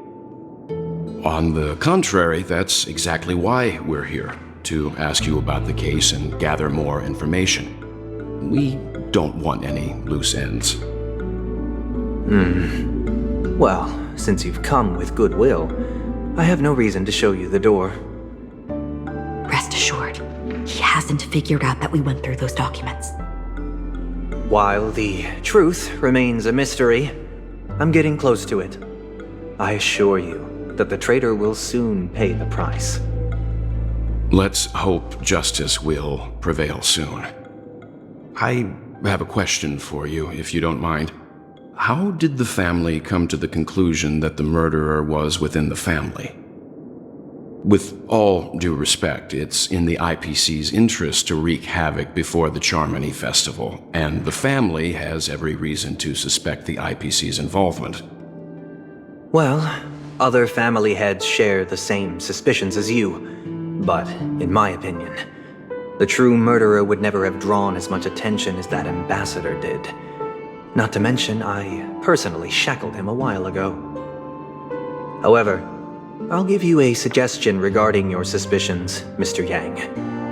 You should be more cautious of Aventurine. While the wicked can't break through high walls, they can plunge their evil dagger into the heart of the righteous.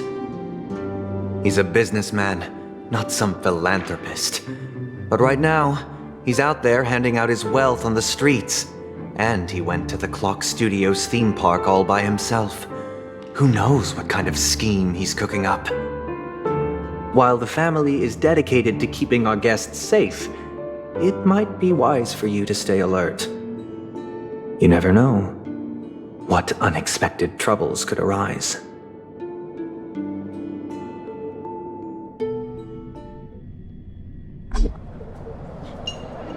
According to a Pierpoint hotline tip, there was a major breakthrough in the shocking Ejhazio Aventurine case.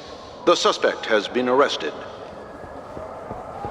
This fraud case has been linked to many departments within the Interastral Peace Corporation and the Intelligentsia Guild, causing a large drain in manpower and resources, resulting in the IPC taking a massive loss.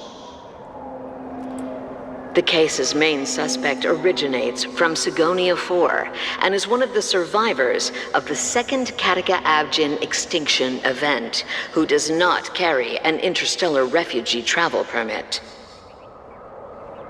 As per Strategic Investment Department Head Diamond's sentiments, the IPC has appropriately relocated the suspect in the spirit of the Charter and will continue to conduct further investigations as to the motive of the suspect.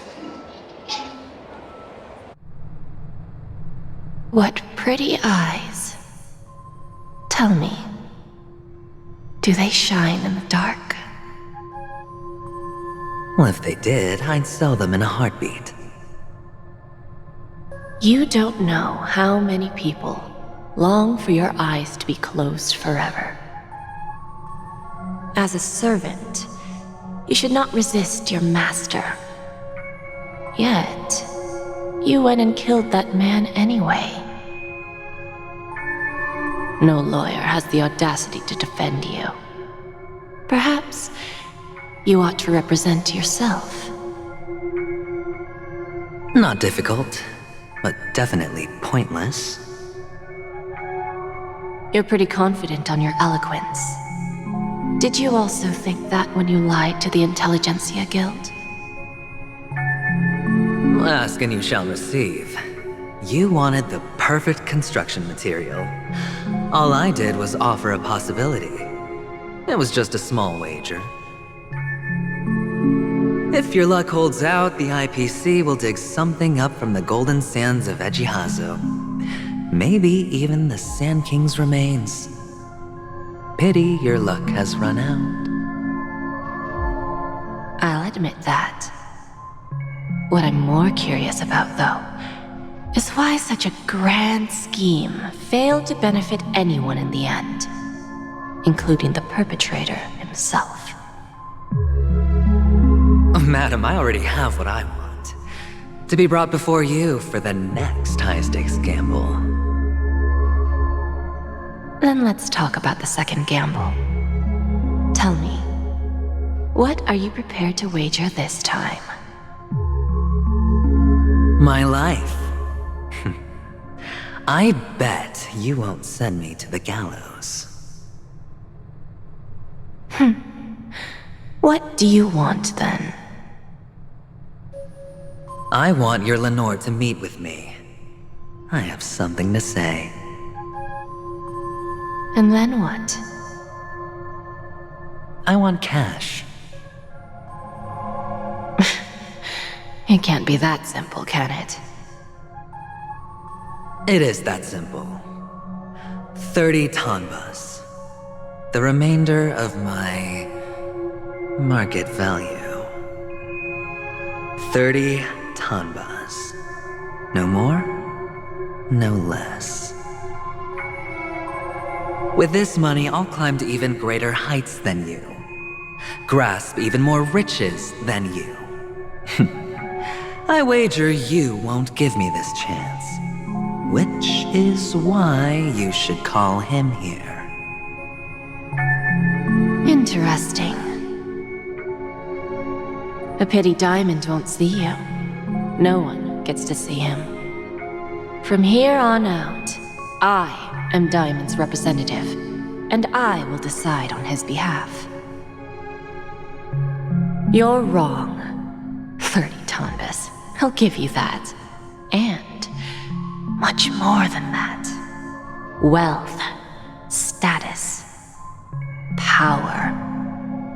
The IPC will give you whatever you want, even what you don't want.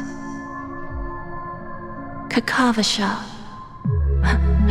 A good name, but unfortunately destined to be buried in the dirt. You, though, you deserve to live, to create even more wealth for us. Go, pick the clothes you like, then choose your desired identity. And then, use them well, child. May your schemes be forever concealed. Life is like a long-term investment. Those who choose correctly, do the correct things, reach the correct outcomes, and show the world their value. People can't always make the right choices in their lives. But luck has always been on my side. I've never lost. Is it because Gayathra blesses me? Well, if that's the case, she must also be looking upon me right now. My success is inevitable. But what then? Even if I overcome this difficult trial, what would come next? What awaits me after this glorious gamble? An even more glorious one? Will I return triumphant with unending riches after countless successes, or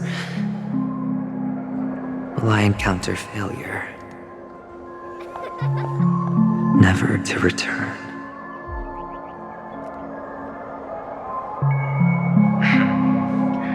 I'm pretty sure you already have some ideas. Lowly gambler.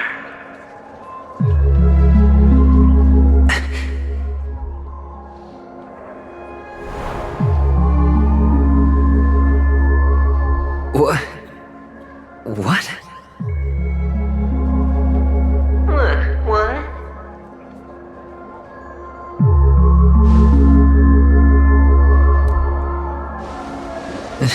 Am I dreaming, or have I gone completely insane? Perhaps both. Forgotten me already? When you were strapped to that electric chair by a mannequin warlords, who was it that gave you the idea? Fine. I may be crazy, but I'm not stupid. Get out of my head, newborn of the Harmony. The Harmony? Oh, don't play the fool. It's not the first time we've met. No need to be so polite. I'm you, and perhaps even more aware of yourself than you. Of what exactly you want. You're dying. And you still want to drag a bunch of unfortunate fools with you through death's door. That's why you're here, isn't it? A grand unveiling. You really think you can pull it off? Why not? Well, you may have fooled everyone, but you can't fool yourself. I can show you. Before you're entirely gone, I'll be with you for the last stretch of your road. Let's have a heart-to-heart while we walk.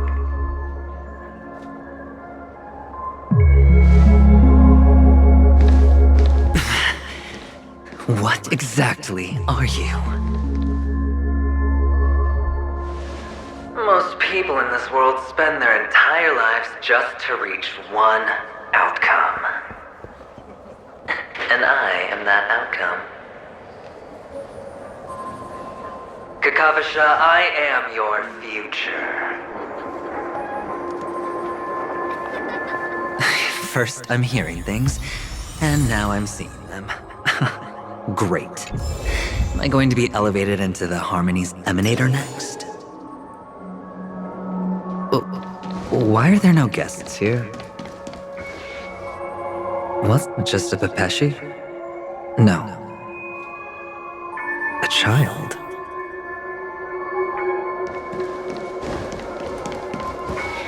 I thought minors weren't allowed in Golden Hour. Hey kid, you okay? Are you lost?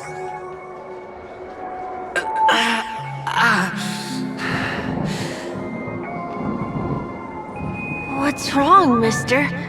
You don't look well.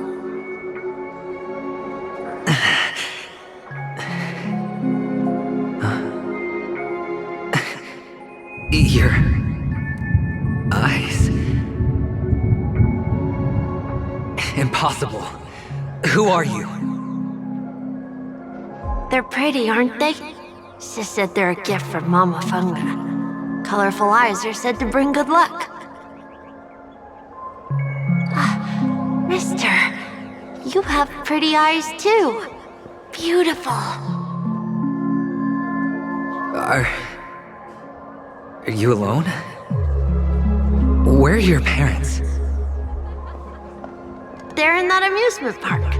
Papa and Mama went in first. I'm just about to go look for them. I have to go.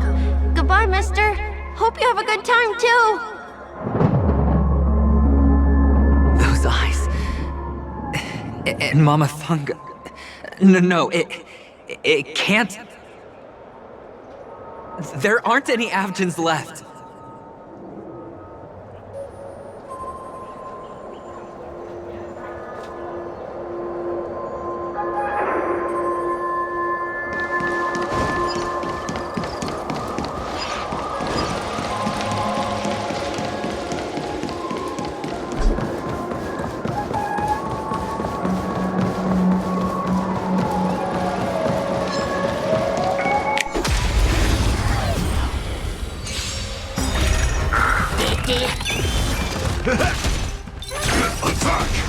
Until everything burns to ashes!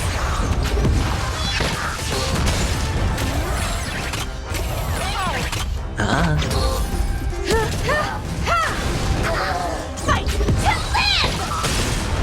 You won't get away.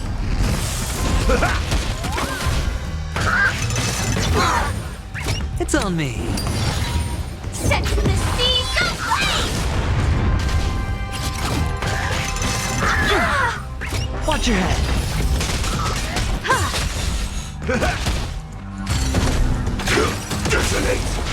Spend freely. Bust. Or maybe I'll take it all.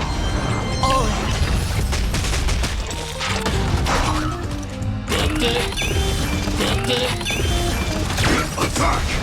Until everything burns to ashes! You won't get away. How's this taste?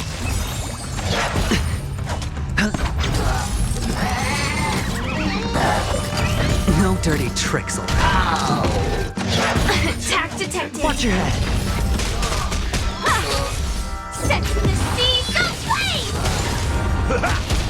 It's on me. Fight to live!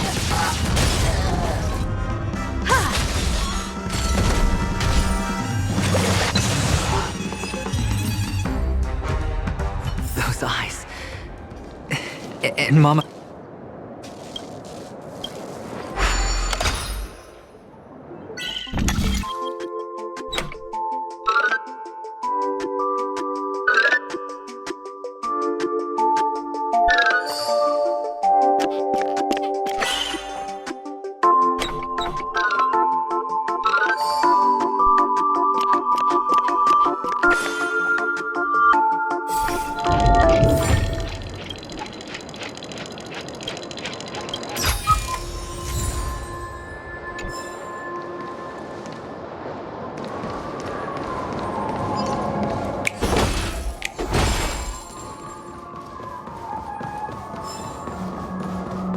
Papa, Mama, wait for me!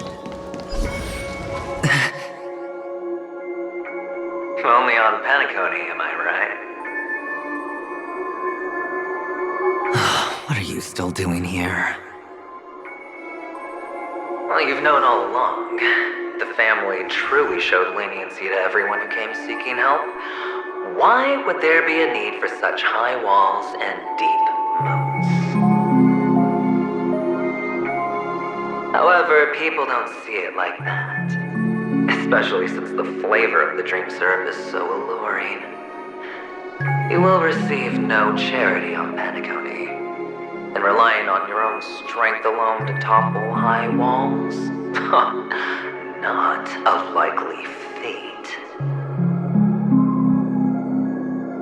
Which is why, once you step into the hotel, you remove your high hat and beg everyone you come across for help. Like a hyena scavenging for scraps in the desert. Because you know that opportunities are fleeting. Well, when you put it like that, even Ratio's a teeny peacock analogy sounds pleasant. Well, you know how rare it is for me to give you the straight dope, so listen while you can. It's good timing that you mentioned the doctor. I'm especially fond of what you and he have in common. The conspiracies, calculations. Especially the part about the finale, a magnificent act of betrayal.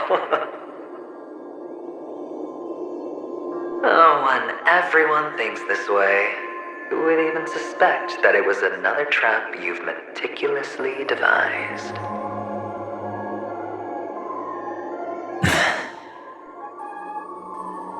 Go on. Tell me I'm right. You know who you really are, Mr. Cavalier Gambler. Uptight, overcautious, massive inferiority complex. You've won so much, and you're still so afraid of losing. They only see your big bets, your bravado, the full house, the straight flush. They don't know the other hand is below the table, clutching your chips for dear life. It's a heck of an act. No wonder the tavern sent you an invite. You're a natural kid. You don't stop at fooling the audience, you fool yourself too. Well, the best way to prevent others from seeing your true colors is first being able to fool yourself. Of course. I know you all too well. But it's strange. Why did you decline that invitation?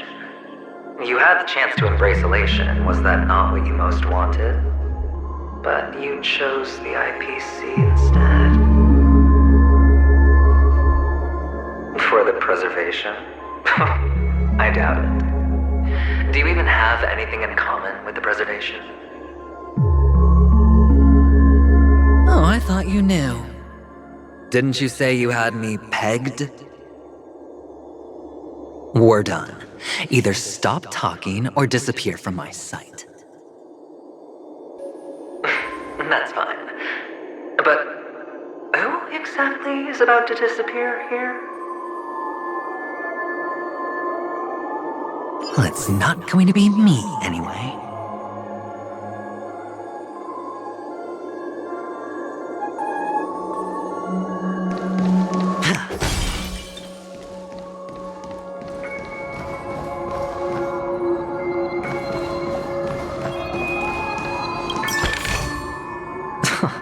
This is hardly enough for a seat at the table.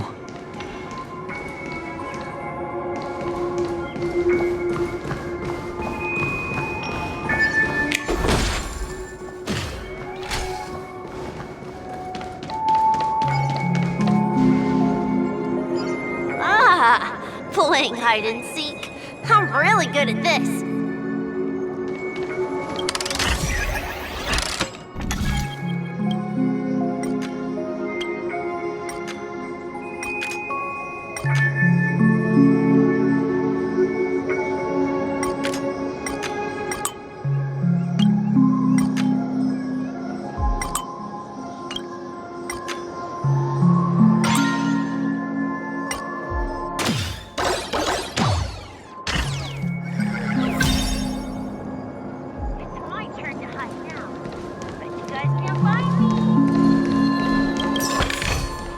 A reward with no risk?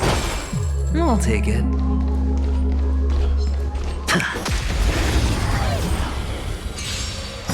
You won't get away.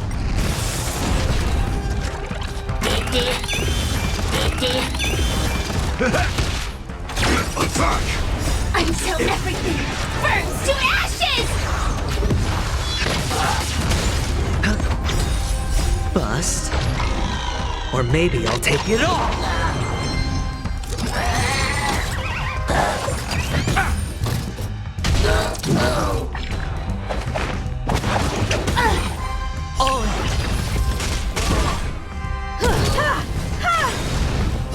Humanity never conceals its desire to control the heavens, and I'm no exception. Fight to live! Set the seas ablaze! You won't get away.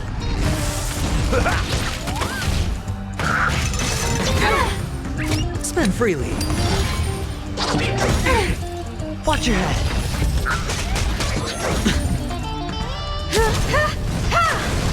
Fight to live!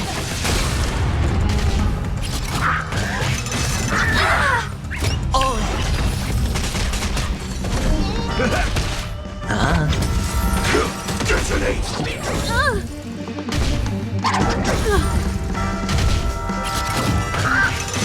You've got a lot of nerve. Watch your head. Attack! Time to mix things up.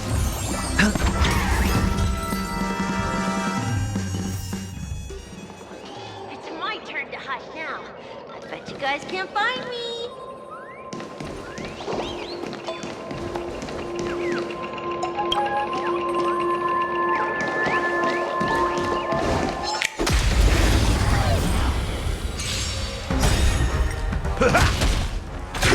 Detonate! Until everything burns to ashes!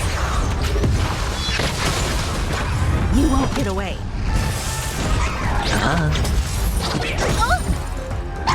Barely felt it. Fight to live! It's on. on me. Bust. Or maybe I'll take it all. Set to the sea, go blaze!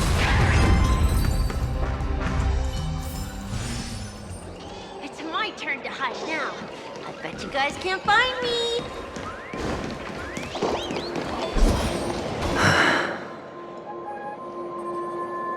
Hide and seek. What sweet childhood memories. When Mama said goodbye that day, how many catechins were like jackals hot on your heels? I know you won't forget that sound anytime soon. Those shrill cackles. You had to hide right under the noses of those savages. You and Big Sis, playing dead, drifting in all that bloody water. Completely ruined that shirt. Shame. Wasn't that the last one Dad left behind? It wasn't ruined. I've always kept it. Come on. It's a rag. It's not like you can ever wear it. Now you don't have to hide. You probably won't even deign to get your pretty outfit wet in the rain. Well, your social capital has changed after all. I've never changed. On the contrary, now you're the one who does the hunting. The last round of hide and seek, and you get to be it. You should enjoy it.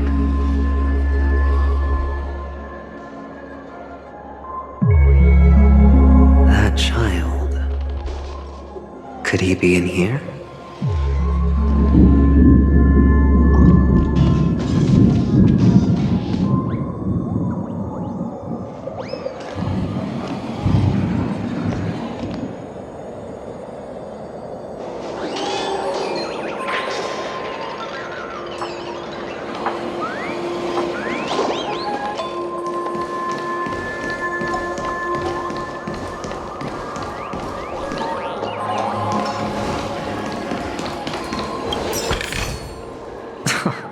This is hardly enough for a seat at the table.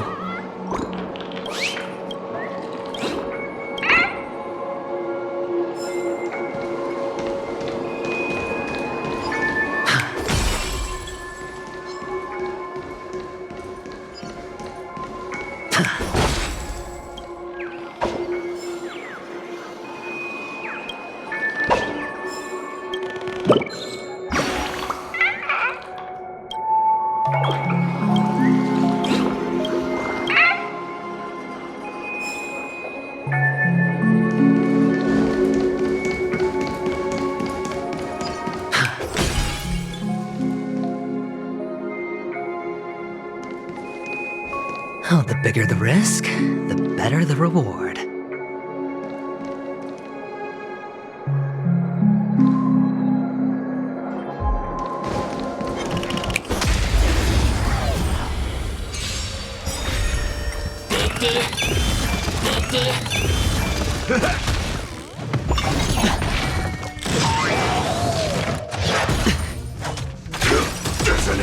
Until everything burns to ashes!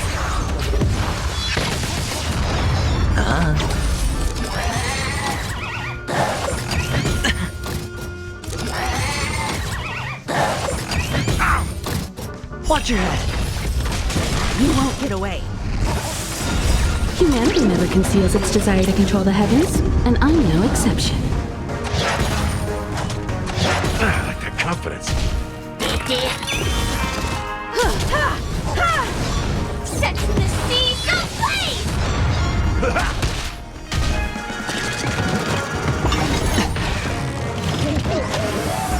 Spend freely. Bust. Or maybe I'll take it all.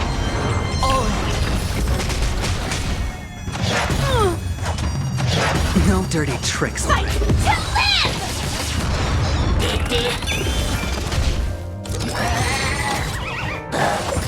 Recalibrating.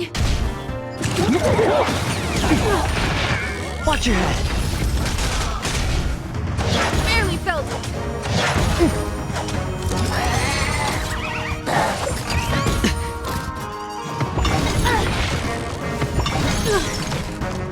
My friends, indulge yourselves! No dirty trick. It ain't over.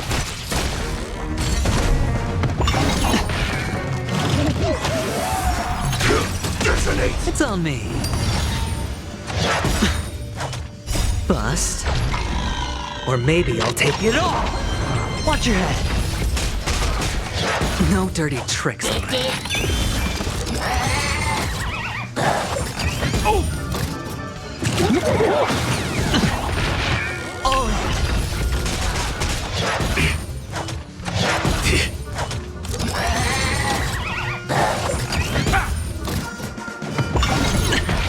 Watch your head.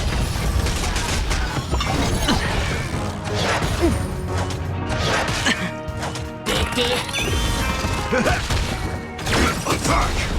Until everything burns to ashes! Spend freely. Bust. Or maybe I'll take it all. Fight to live!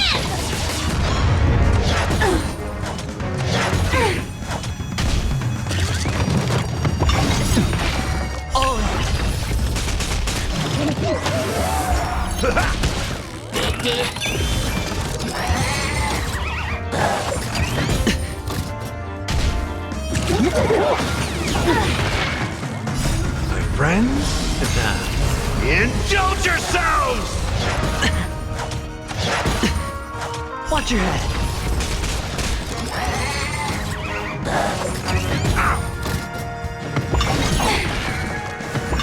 No dirty tricks. I like that confidence.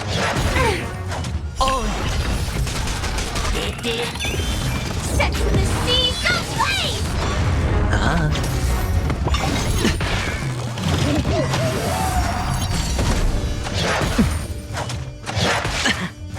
It ain't over. Detonate!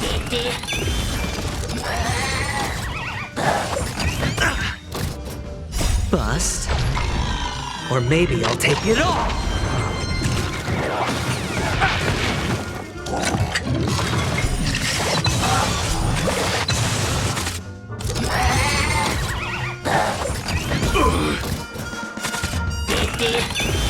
It's on me. Attack! Until everything burns to ashes!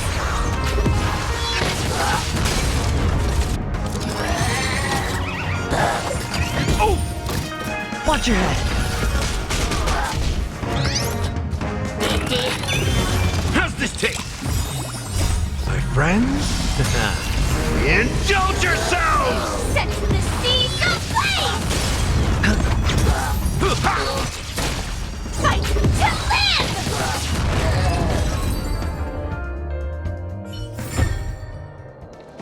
That child. Could he be in here? Follows luck. Just like it always does.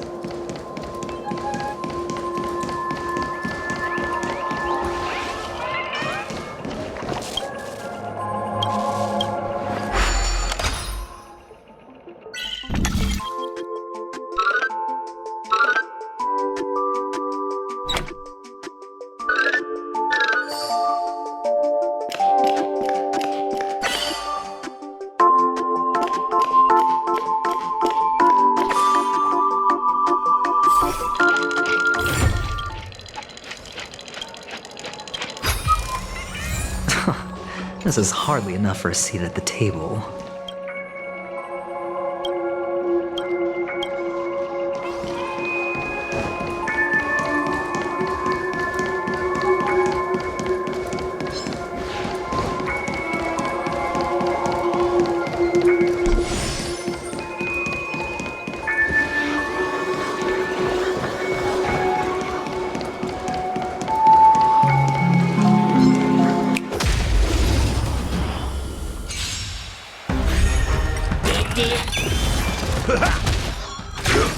Detonate!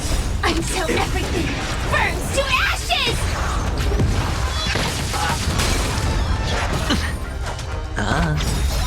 Bust. Or maybe I'll take it all.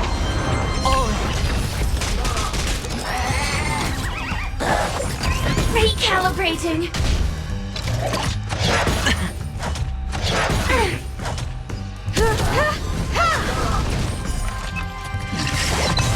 Fight to live!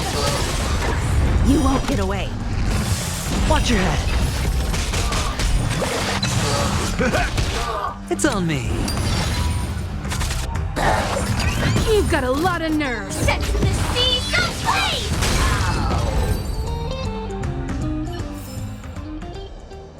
That child.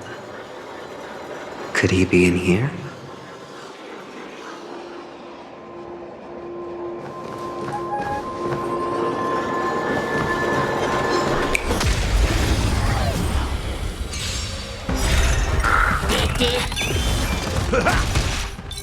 Attack!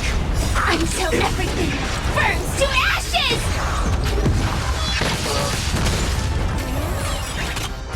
Humanity never conceals its desire to control the heavens, and I'm no exception.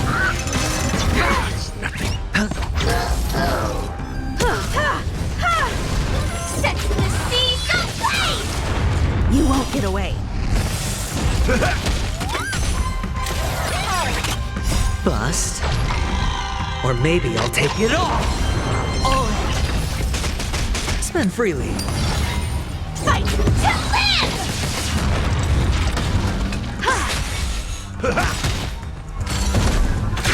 Detonate! It's on me. Attack! Until everything burns to ashes!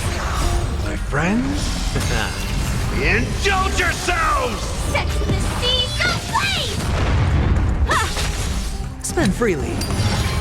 Fight to live!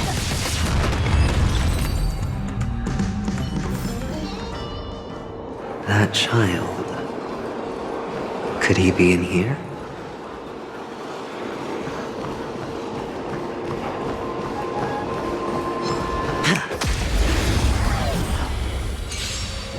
You won't get away. Detonate! Until everything burns to ashes! Bust. Or maybe I'll take it all.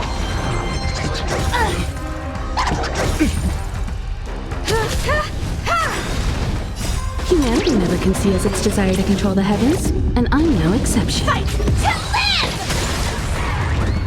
live! It's on me. Set the seas ablaze!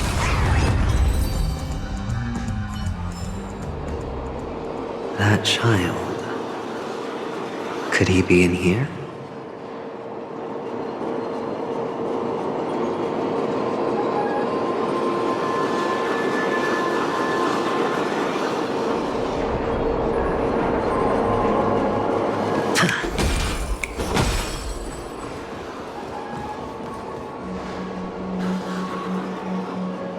Is this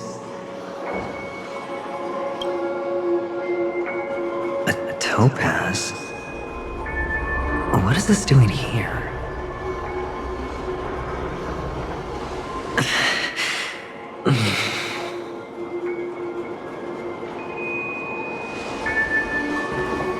What does her cornerstone wrench out of your heart, son? I was merely curious at why it was here. Maybe that winged guy put it here. To taunt you. Just to make you realize that your painstakingly arranged magic show is nothing but a death rattle. The cornerstone's hue is the same as the radiance of Clipant's body. I've gotta give it to you. I've heard a lot of baloney, but that lie deserves a prize for sheer nerve. If he were just a little bit smarter, the jig would have been up right there. This is just bait. Of course. That's why Ratio's betrayal was one of the keys to your plan. I have to say, that doctor's acting was superb. Or maybe he wasn't acting at all. All the better for you. Sunday didn't become head of the Oak family by acting sloppy. He's obsessed with control. You have to give him enough detail to satisfy his meticulous nature, but not so much that he gets suspicious. Which is why you had Ratio seek him out and leak the plan on purpose. To prevent the other party from suspecting anything. The intel you gave to Ratio was all true. You spoke the same to Sunday. Finally, Sunday took the bait, found the other cornerstone, and before you know it,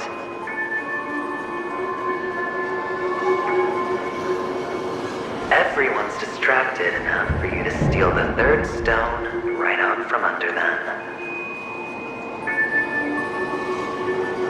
Why don't you stop rummaging through my mind? Your mind. It's our mind. You're me, and I'm you. We're the same.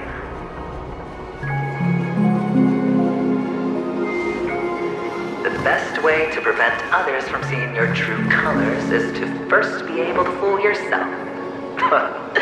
Really? You can't even fool yourself. You just got lucky this time.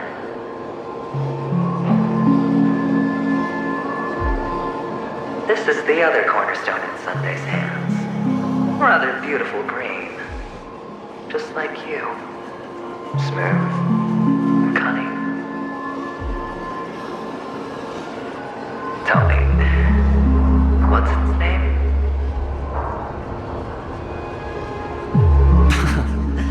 Why are you even asking me?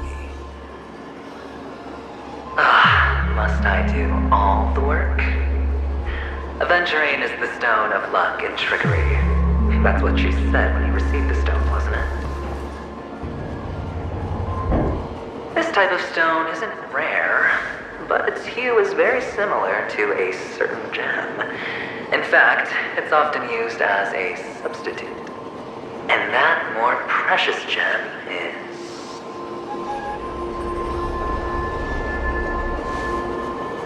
Jade. Even Sunday can't tell the difference. Oh, looks like Jade can be substituted for Aventurine, too. Sauce for the goose. Aventurine, Topaz, Jade. 3 elites, 3 cornerstones who, for a measly Penacony, offered their everything. Oh, you're even more united than the family. As I've said before, 3 chips are sufficient. All or nothing. But will it be the former or the latter? We'll find out soon enough. So, where's the real Aventurine stone? Take it out, let's have a look. Suddenly you don't know where it is? I just want to hear you say it. After all, it really does resemble its owner.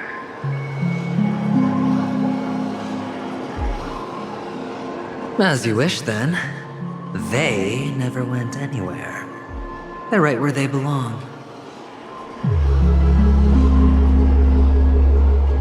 Piled up with these cheap baubles. You smashed the Aventurine stone before you left? Oh, just look at it. Shattered. Just like your life. Poor thing. A humble pebble coated in the most lustrous sheen. I take it back. This thing is far more precious than your life.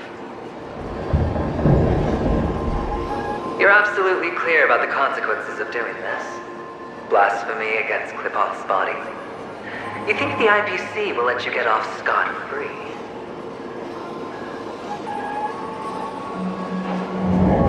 Well, Diamond has always been all about results. As long as I can create value far beyond the cost, the ends justify the means. How else would the family be fooled if there was no price to pay? It doesn't matter. Even smashed to smithereens, the preservation's cornerstone can still be used. Its effect may be greatly diminished, but it's enough for me. Now I'm really curious. Why does every step you take involve reckless risks, and the choices you prepare for yourself always come with a strong impulse for self-destruction? Do you truly believe that the greater the risk, the greater the rewards? I wouldn't have guessed you'd be so loyal to the IPC. There is so much you don't see. Which is also why you'll never see how I'll win it all. That is, if you can do what it takes. We'll just have to wait and see then. The cornerstone is gone. Another illusion of the harmony. Huh?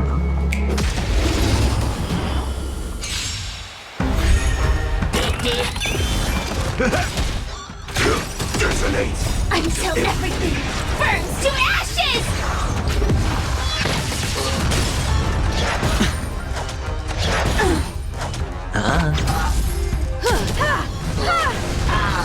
Fight to live! You won't get away.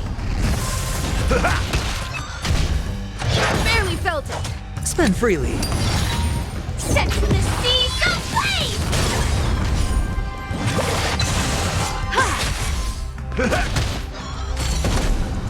Attack! It's on me. Bust.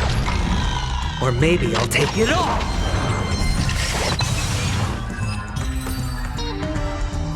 The cornerstone is gone. Another illusion of the harmony. Huh?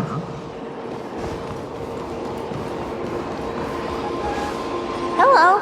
We meet again, Mr. Pretty Eyes. Yes. We meet again. Did you find your mother and father? Of course. Big Sis is there too. The four of us were just playing hide and seek. I'm so happy. On our way here, Papa even brought me to see a blimp. I think you mean film. Yes, that's it. Putting many drawings together and turning them into a moving wall painting. They put me, Papa, Mama, and Big Sis together, turning us into one big family. You should give it a try too, mister. You look sad. The amusement park will cheer you up. Sure.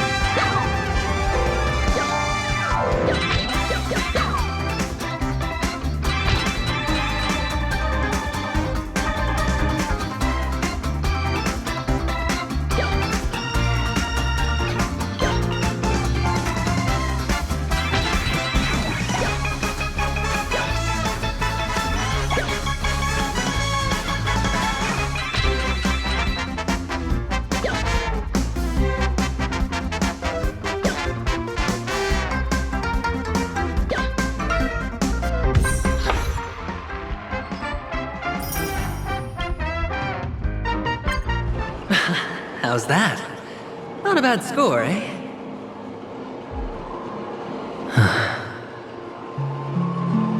Boring.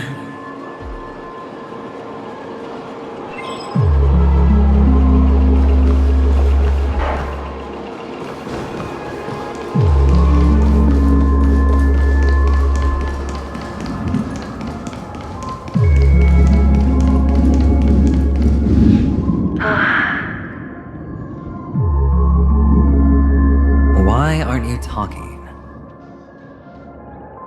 You've piqued my interest. I'll admit that there are still aspects of you that I don't completely understand. Well, you sound sincere this time, at least. Well, sincerity is one of my traits that everybody likes. And I have precious few of those. Moving on. See that maze over there? I'll know everything about you before you reach the exit. Our quaint journey through this amusement park still isn't over, and I wouldn't mind stretching this out at all.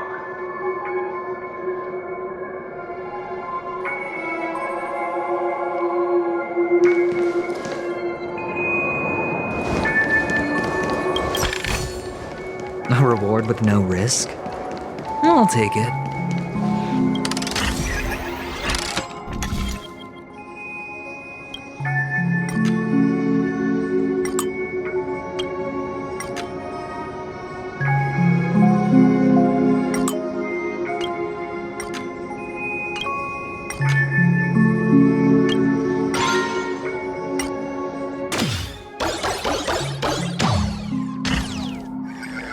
Whoa! This place.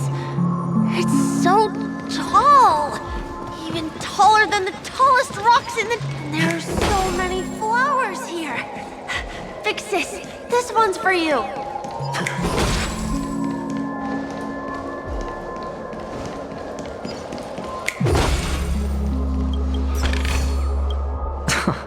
This is hardly enough for a seat at the table.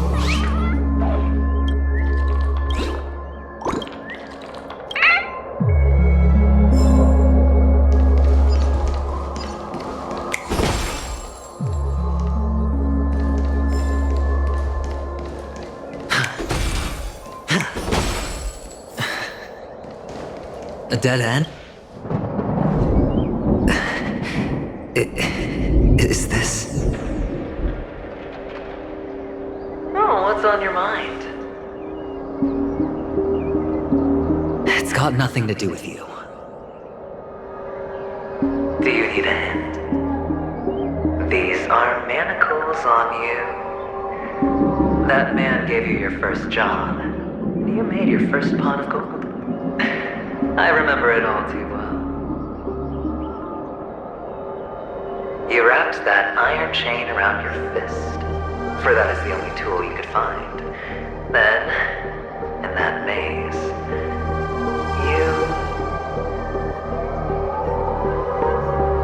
Shut up! Oh, you don't wish to face your past? Unwilling to admit that your life is worth only 60 tamas? Well, from what I see, you refuse to confront it, because it only proves your weakness. How could a weak person take such daring risks? That's right. You love the thrill of danger, but you refuse to let go of meaningless sentiments. Even in this beautiful dream, the only thing you dare allow yourself is death. In your hands, those who follow you could have become Joker cards. They're far more useful that way. It's not like this is the only place the family ever cut corners. You could have had tons of action if you weren't so all or nothing. All it takes is a meager sacrifice. I bet Opal would have resolved this without a fuss. A pity you're not him. Well, you wouldn't be in this state if you could just get with the program. And why couldn't you? Out of professional integrity? Those techniques you mentioned are highly efficient, but it's not that I don't know about them. It's more like I couldn't care less. Get it? What fun is it if the fight isn't fair? Fair? You assume your opponents would fight fair in the first place. The odds are obviously not in your favor, so how are you just breezing by? Did that masked fool's words awaken something in you? Well, she gave me an answer that could turn everything upside down. Everything? You mean it could make all the cards on the table just disappear?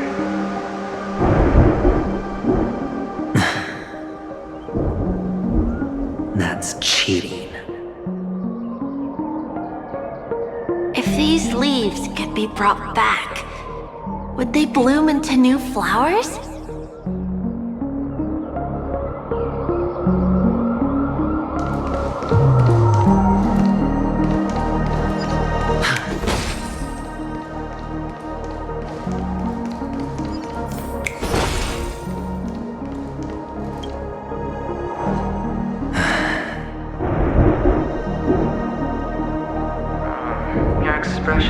Hard to put into words. The lucky charm Mama left you is made from gold. Why did you never consider selling it? You obviously could have lived a normal life like Big Sis that way. Looking back, that was the better choice.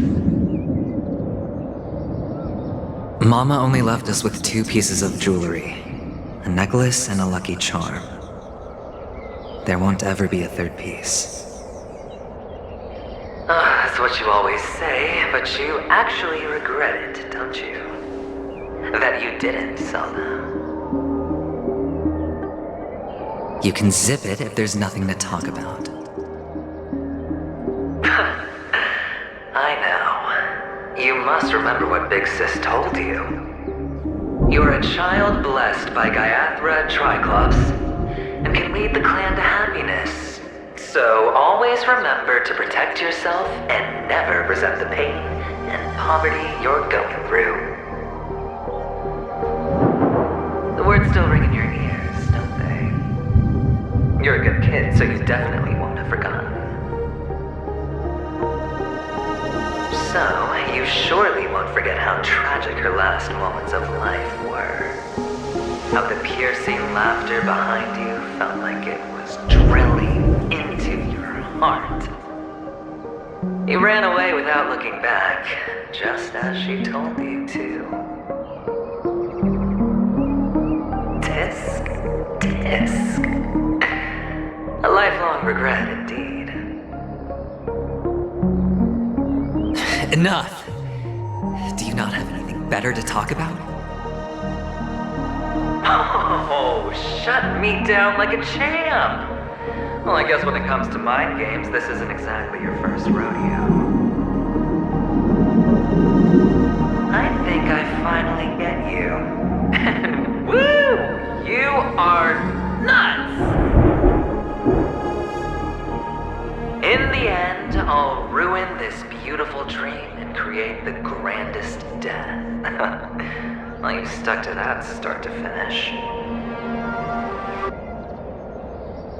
Think about it. There's a Stellaron in play, the fabulous Robin loses her voice, 2 unsolved murders, cryptic messages from a masked fool, and a chance to go head-to-head with Sunday himself.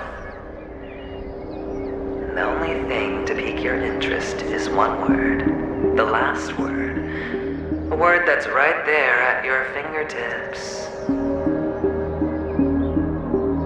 Death. But whose exactly?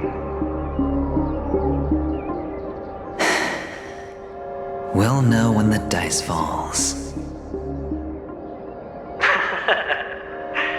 All right then. Reserve a seat for me in the audience.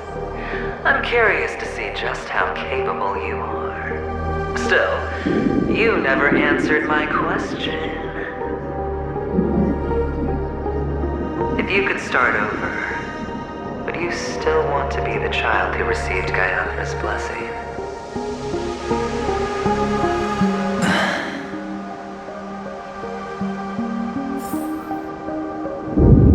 It's so quiet this time.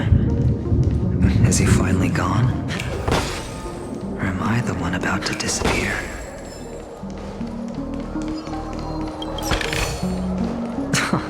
This is hardly enough for a seat at the table. Finally, made it out of this place. We're going home? But I don't want to go back yet.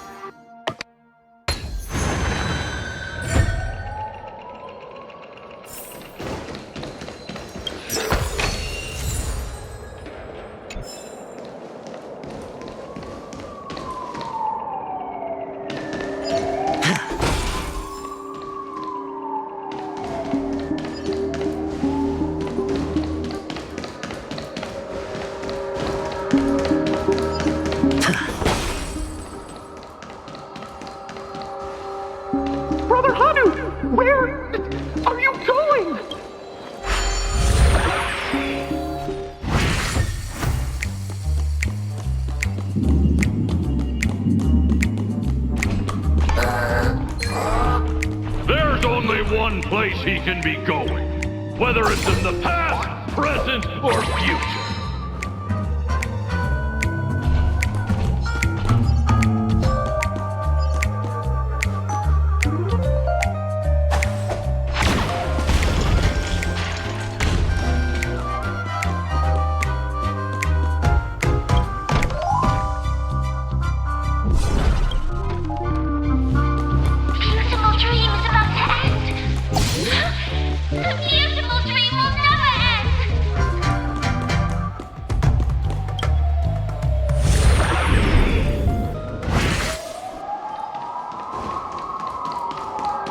Mister, is Is that you? I hear the sound of leather shoes.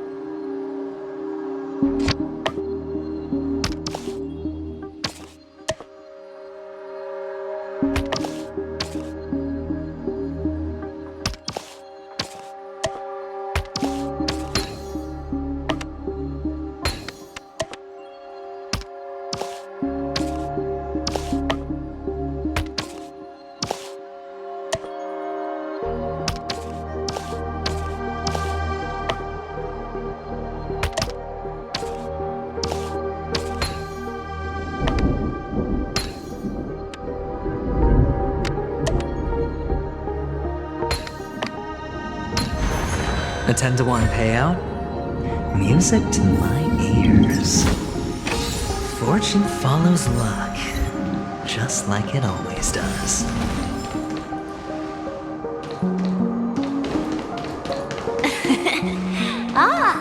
It really is you. I don't know why, mister, but you always give me a special feeling that makes me more curious about you. It's sad that I can't get to know you more. We have to say goodbye. Did you have fun? You're going back? Yes, I should go home. The day's getting dark, and it's going to rain. I don't want to worry the others. You're home. Where is it? What a strange question. It's where Papa, Mama, and Big Sis are. In this dream.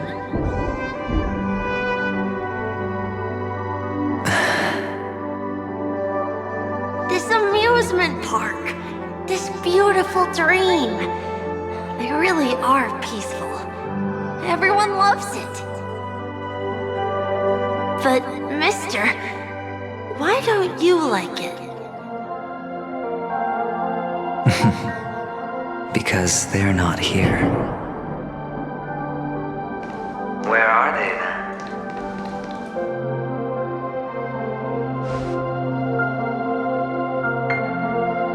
I don't know. You do know. But there's no point pressing the issue.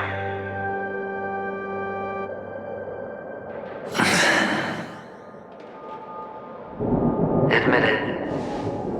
You're tired.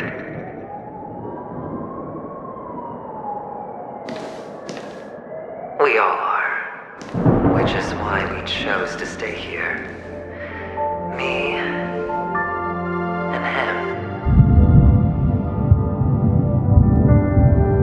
Your past and future. How long will you stay? Forever. We'll be with you forever in this dream.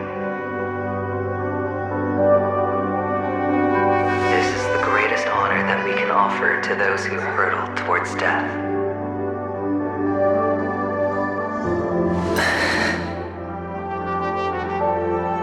The road less traveled is less traveled for a reason. You've never gone in any other direction. Your own life is the chip you're most eager to lay down. Always has been. You don't care who the real murderer is, and the Watchmaker's so-called legacy couldn't be more boring. What you want, what you need, is to be the smooth operator, the solid gold deal maker who doesn't waste a drop of sweat, even when he's up to his neck in danger, deep inside family territory.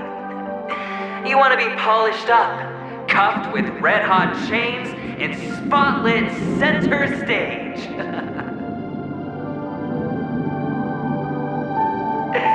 You'll be the closing act, the final sacrifice.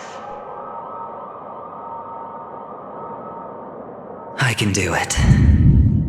And it will be flawless. Of course you can. Your luck will help you at the right time. A Stellaron and an Emanator. It's that simple now.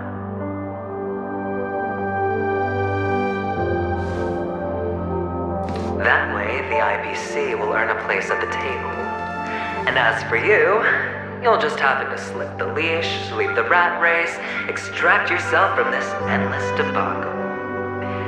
You'll have the freedom you've always dreamed of.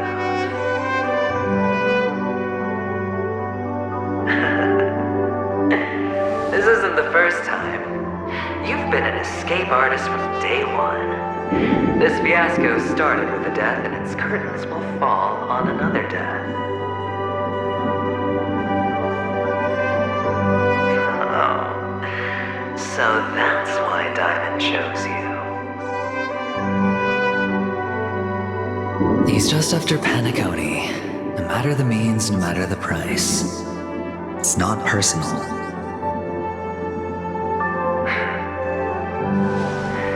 It's hard, isn't it? Well, don't get soft on me now. What, did you suddenly grow a conscience? Hey, I was born from yourself. I'm well aware that climbing out of the hole you've dug is basically impossible. I can't stop you from doing what you want. We can't change where you want to go. Well, what's done can't be undone. All we can do is play the cards we're dealt and rake in as much time as possible. Yes. Alas, people won't make all the right choices in their lifetime, though luck always seems like it's on your side. You will keep winning, having never lost before, but why you? Why must it be you? If all your luck is built on the pain of someone you love, on the loss of dozens more, if these windfalls, these jackpots, aren't a gift from Gyangra, if all they are is a long string of meaningless deaths, then what did we do to deserve living in a world like that?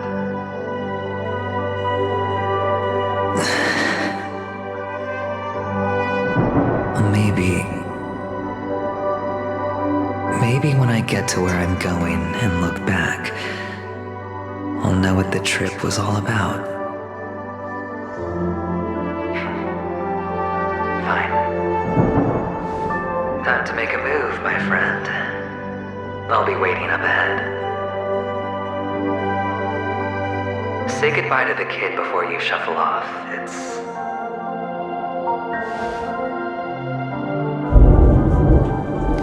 best to die without regrets.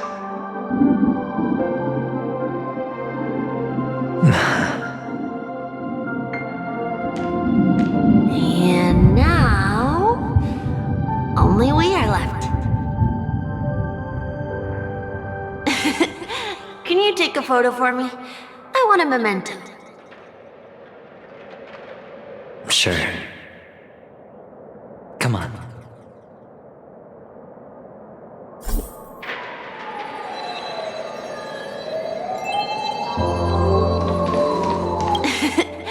Can you take a photo for me? I want a memento.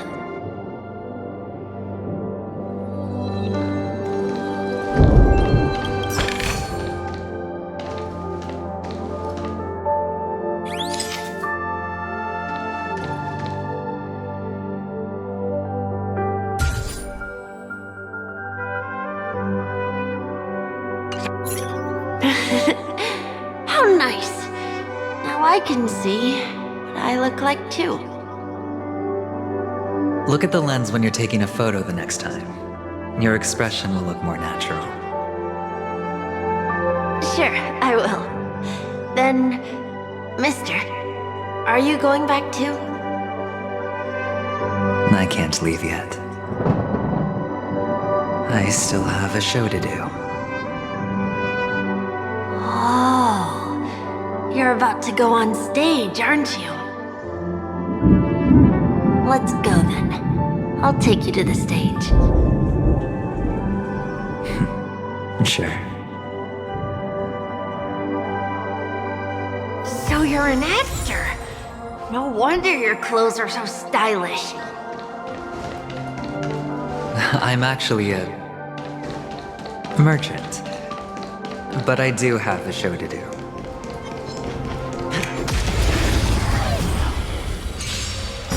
You won't get away. Attack! Until everything burns to ashes!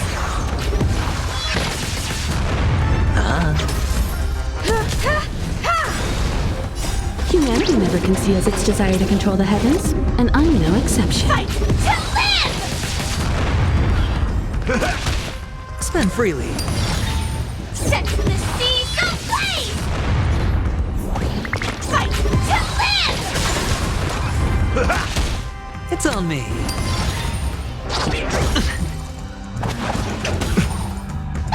I like that confidence. Set the seas ablaze!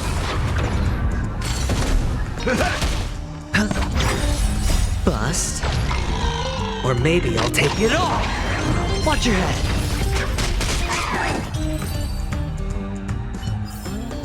So you're an actor. No wonder your clothes are so stylish. I'm actually a merchant.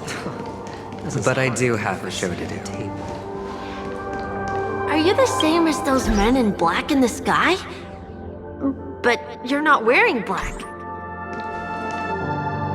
Only ordinary employees have to wear that. My position is much higher than theirs.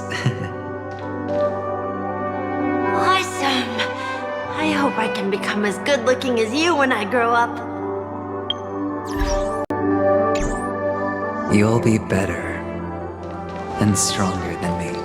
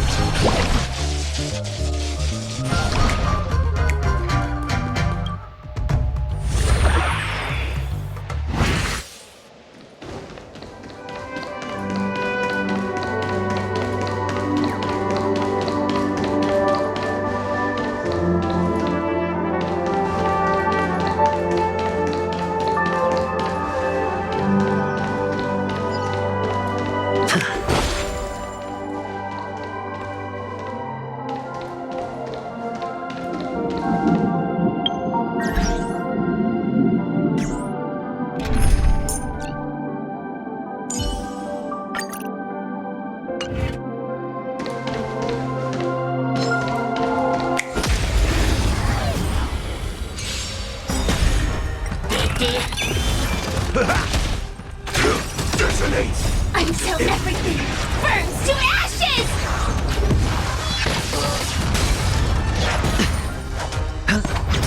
Here is thunder! Fight to live! It's on me.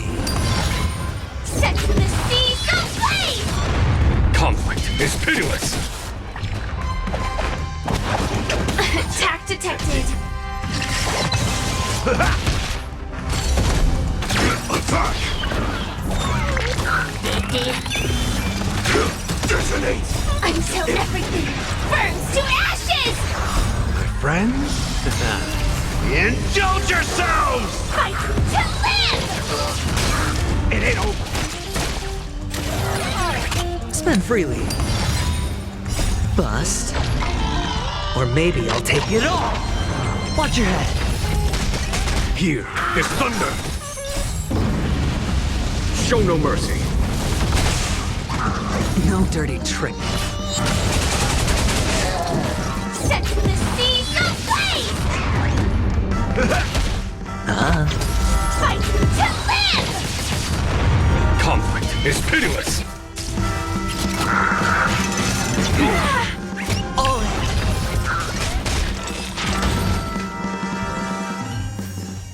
So you're an actor. No wonder your clothes are so stylish. I'm actually a merchant. But I do have a show.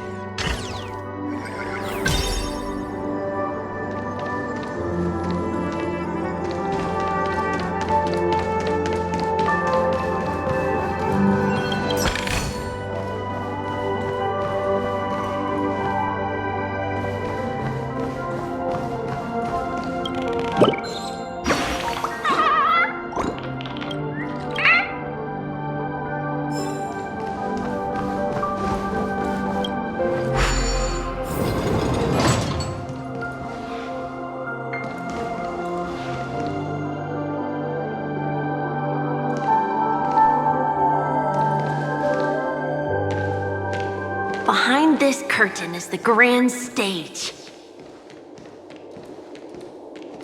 It's almost time to go on stage. Are you ready? Good luck with your show. Thank you.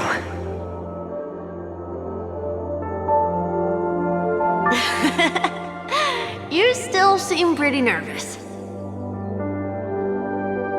Let's put our palms together. If you receive Gayathra's blessing, you'll feel more relaxed.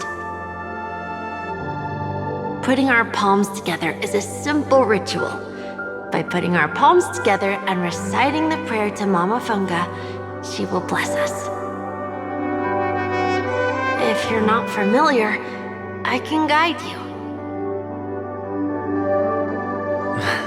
It's all right. I know how to do it. Of course I know.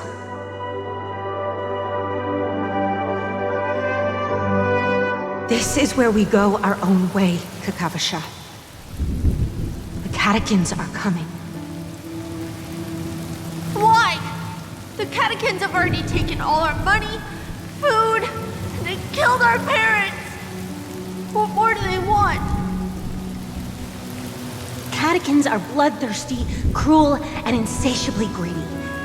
They want everything only to end up with nothing. This is a trick, an act of revenge. Remember? Today is the day of the Kakava, and also your birthday. They know the Avgin will surely hold a festival today. With the aid of this rain, they will come to destroy our wagons and take everything they want.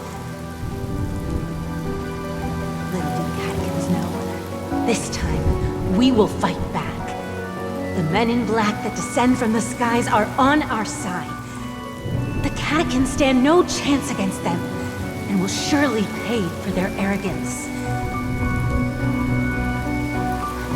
Without this rain, the catechins would never take action, and we would not have the chance to turn the tide. This is a gift from Gayathra, and you are Kakavasha, whose good fortune will bless your sister with success. But people will die, and you will be in danger. How is that good fortune? Why are you all doing this? The Avgin always return their blood debts. Gayathra calls for me, while Papa and Mama are waiting for me. I must answer the call. But she will bless you with good fortune and help you survive. As long as you are alive, the blood of the Avgin will never run dry. So run, Kakavasha. Do not be afraid, and do not look back. Go to the other side of the mountain. The rain will accompany you, and the rain will bless you. As for us, we will reunite in Kakava's next aurora. May the goddess Gayathra close her eyes 3 times. Keep your blood eternally pulsing. Let your journey be forever peaceful, and your schemes forever concealed. Farewell, Kakavasha.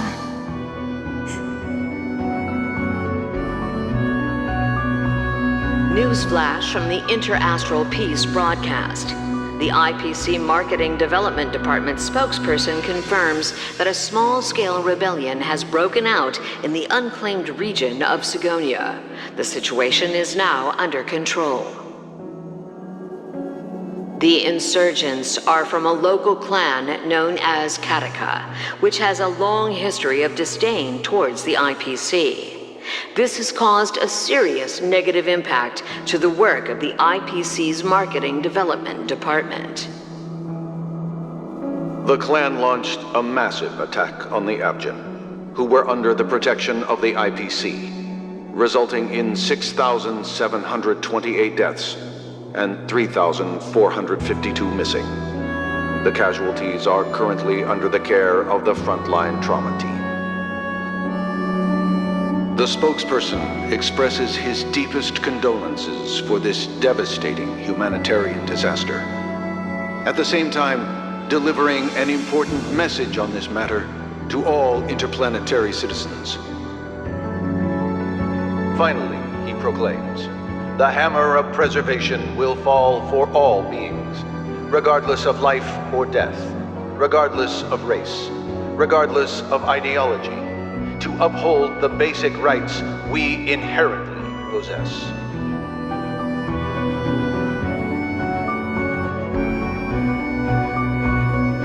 Kakavasha?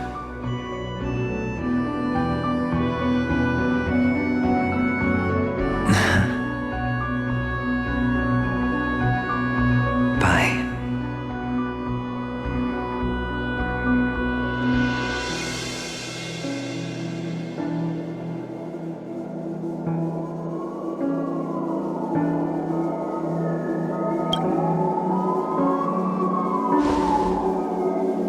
Okay. All the actors are in place. It's time for the show to begin.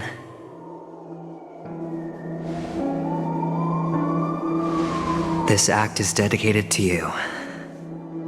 I hope it'll be an unforgettable memory for you.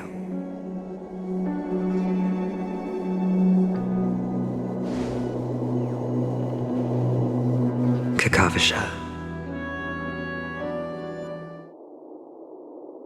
By the way, before you go, I have a personal question. Do you truly want to destroy the world with your own hands? Let's assume, just assuming now, that every time I roll the dice, there's a possibility of achieving this particular outcome. Then I would be quite happy to make that wager.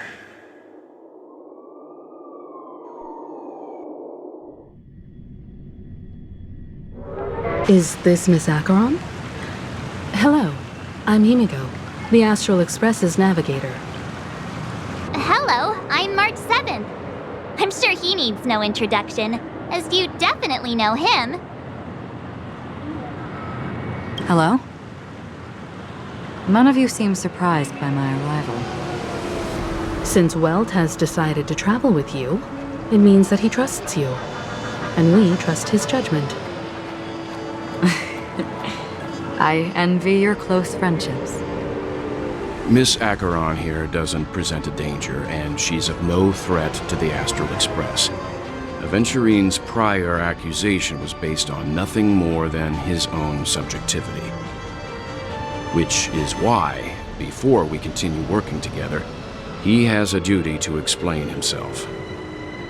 You want to create a situation where all three parties are present? There must be some deeper meaning behind Aventurine's actions. I suspect he's been aware of Penacony's secret from the beginning and has been continuously strategizing to unveil it.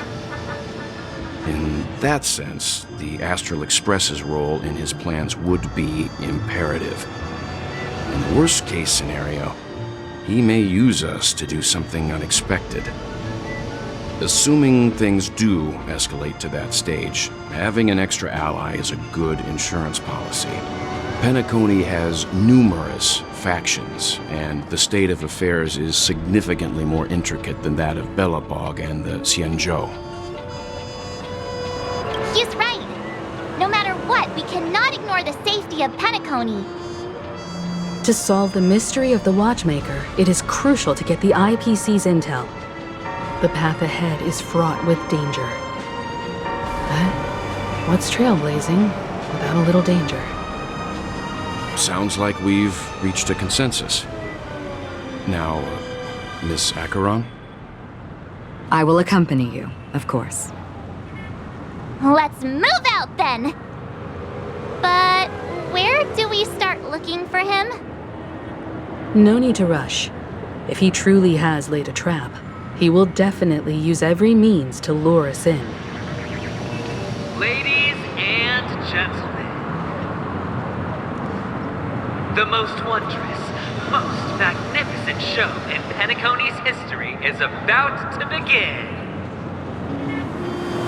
The IPC cordially invites members to Clock Studios Theme Park.